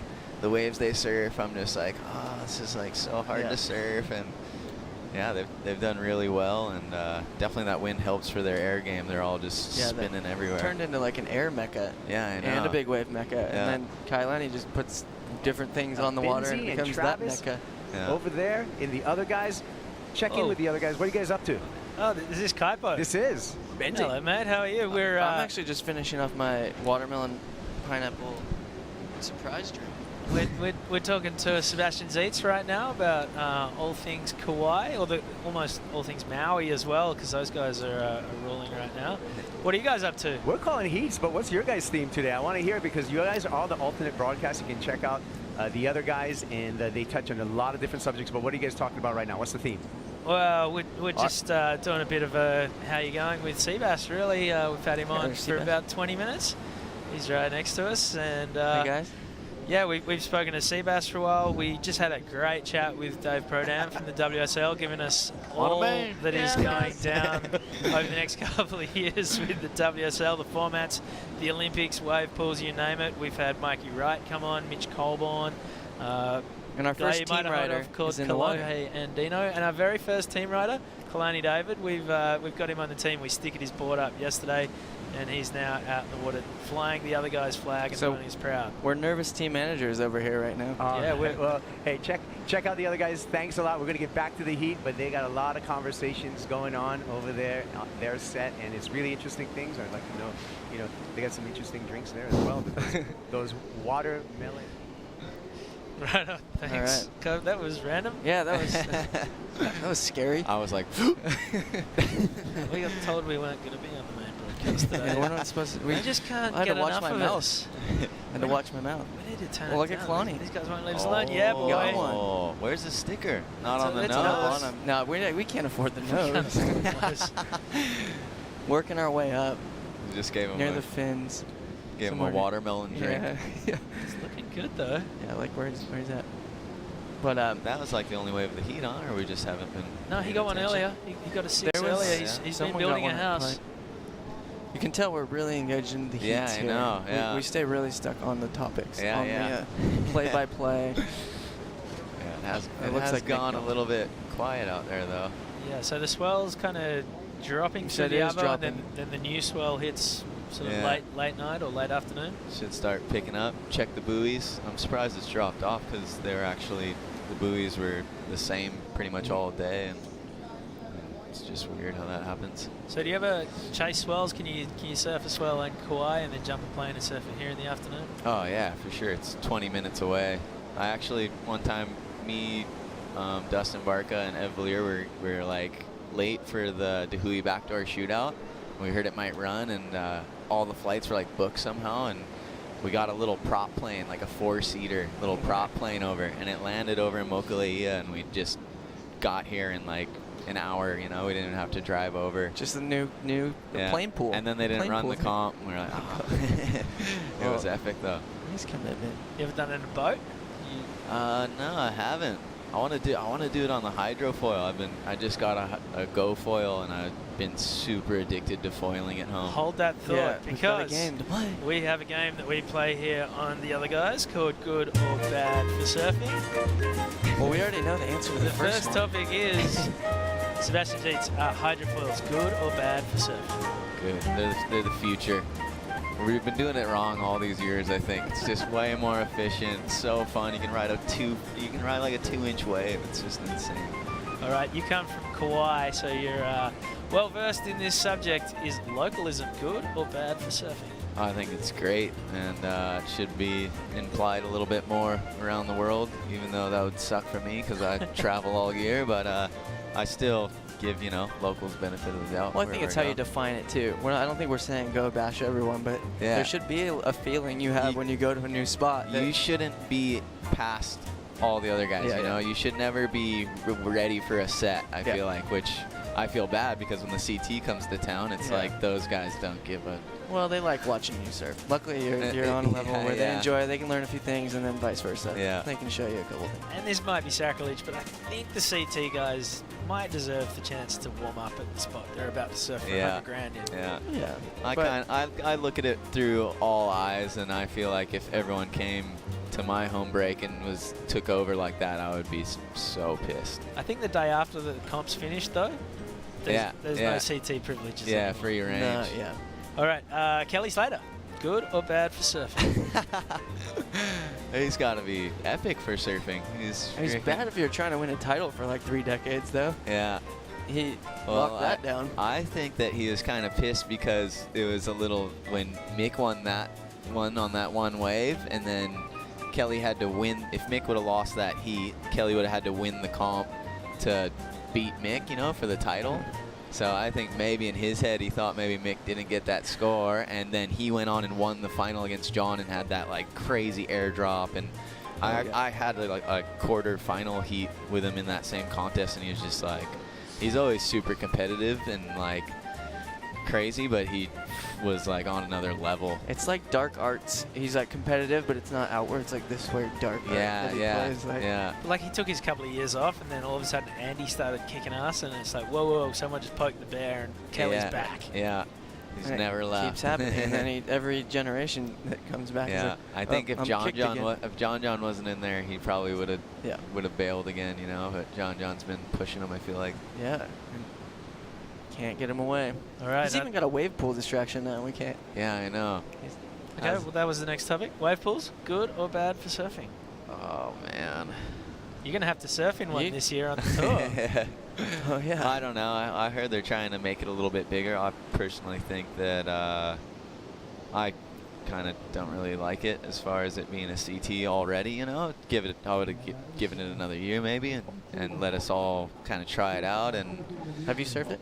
I've surfed it, yeah, and it was amazing, you know, but I kind of butchered my first few waves, and I like to catch a million waves, you know. Yeah, and you're a there's like, seagull, there's you like, told me. yeah, exactly. But you can sit down the pool, right, and catch the ones You that other can, people blow. but then guys don't want to fall, you know, and they're just like kind of Safety surf. Yeah, safety surf it all the way through. But when you do get a wave all the way through, and you get that first barrel, and then come out, do a couple turns, and the end barrel is just like a V-land bowl that comes at you, and when you make that first wave, it's just like it was like I got like a full rush of, what do you call those things? Endorphins. Yep, nailed it. Partying, is that good or bad for surfing?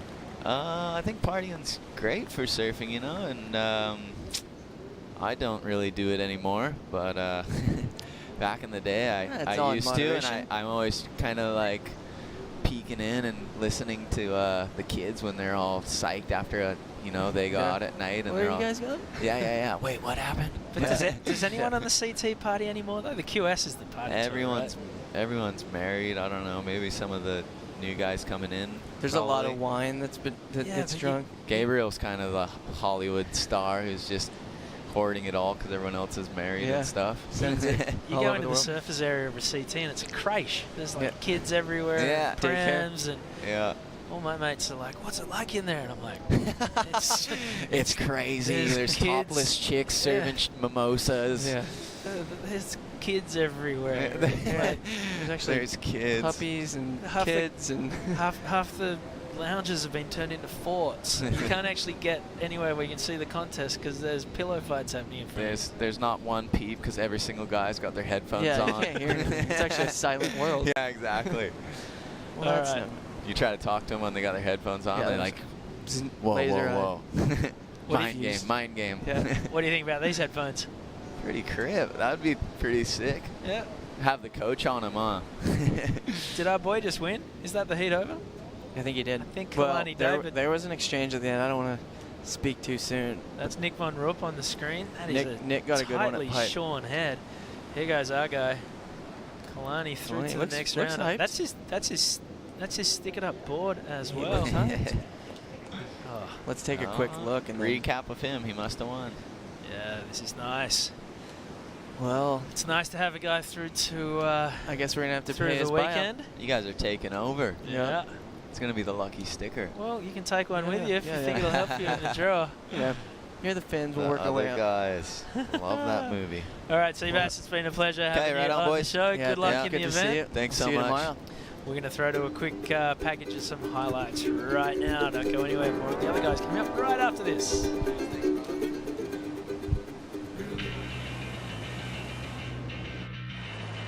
Welcome to the Volcom Pipe Pro day number 2 of competition here.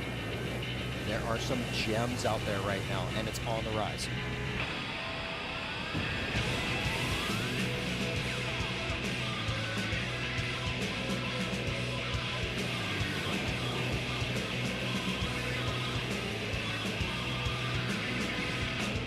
Big line draw. Wow, grabbing the rail, stalling.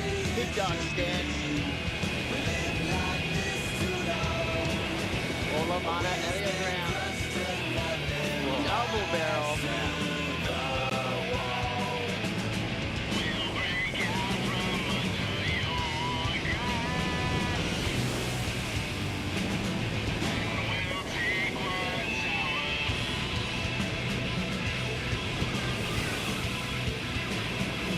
Here we go, just textbook. Sonny Garcia in and out of a perfect backdoor barrel.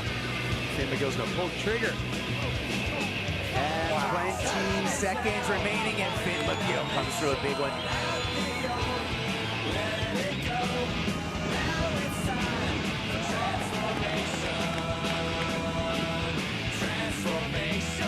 Jake Kelly, too late, goes flying.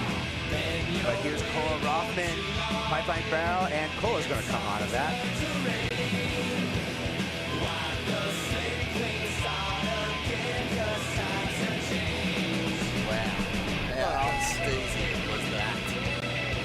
This is the Volcom Last Chance qualifier. Only one of these 8 surfers are going to find their way as a wild card into the next round.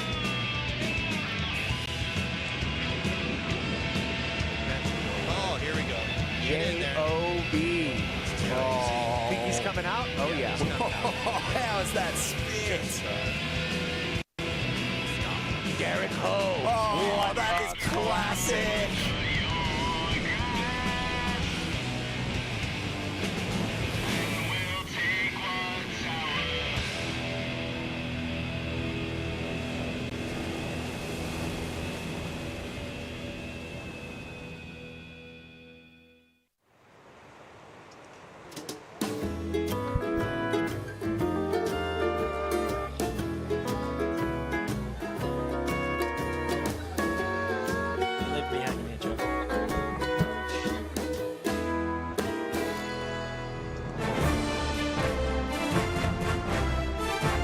Welcome back to the other guys. Have not seen that little highlights package before, but sorry, bud. I'll keep my eyes. My on name's you. Chris Vins. That was Travis Ferre leaving me hanging. And well, we're just about all but done for day 2, day 3. The other guys. Day three. So we got one more to go, possibly tomorrow, possibly on Sunday as well. Depends how much of the competition they get through tomorrow. Lots of waves, lots of surfing. Forecast is looking humongous. We had Kevin Wallace from Surfline on earlier to have a chat, and he was saying it's a pretty impressive combination of swell direction, double the size of today. Yeah. Terrifying. It's hard to imagine that that's possible, but... And a lot more pipeline, not so much backdoor, which, you know, would pretty much be suicide if you're going to get involved in that. Backdoor through to off the wall can turn into a closeout, which when freaked it's out all regular foots that are wishing they were surfing today.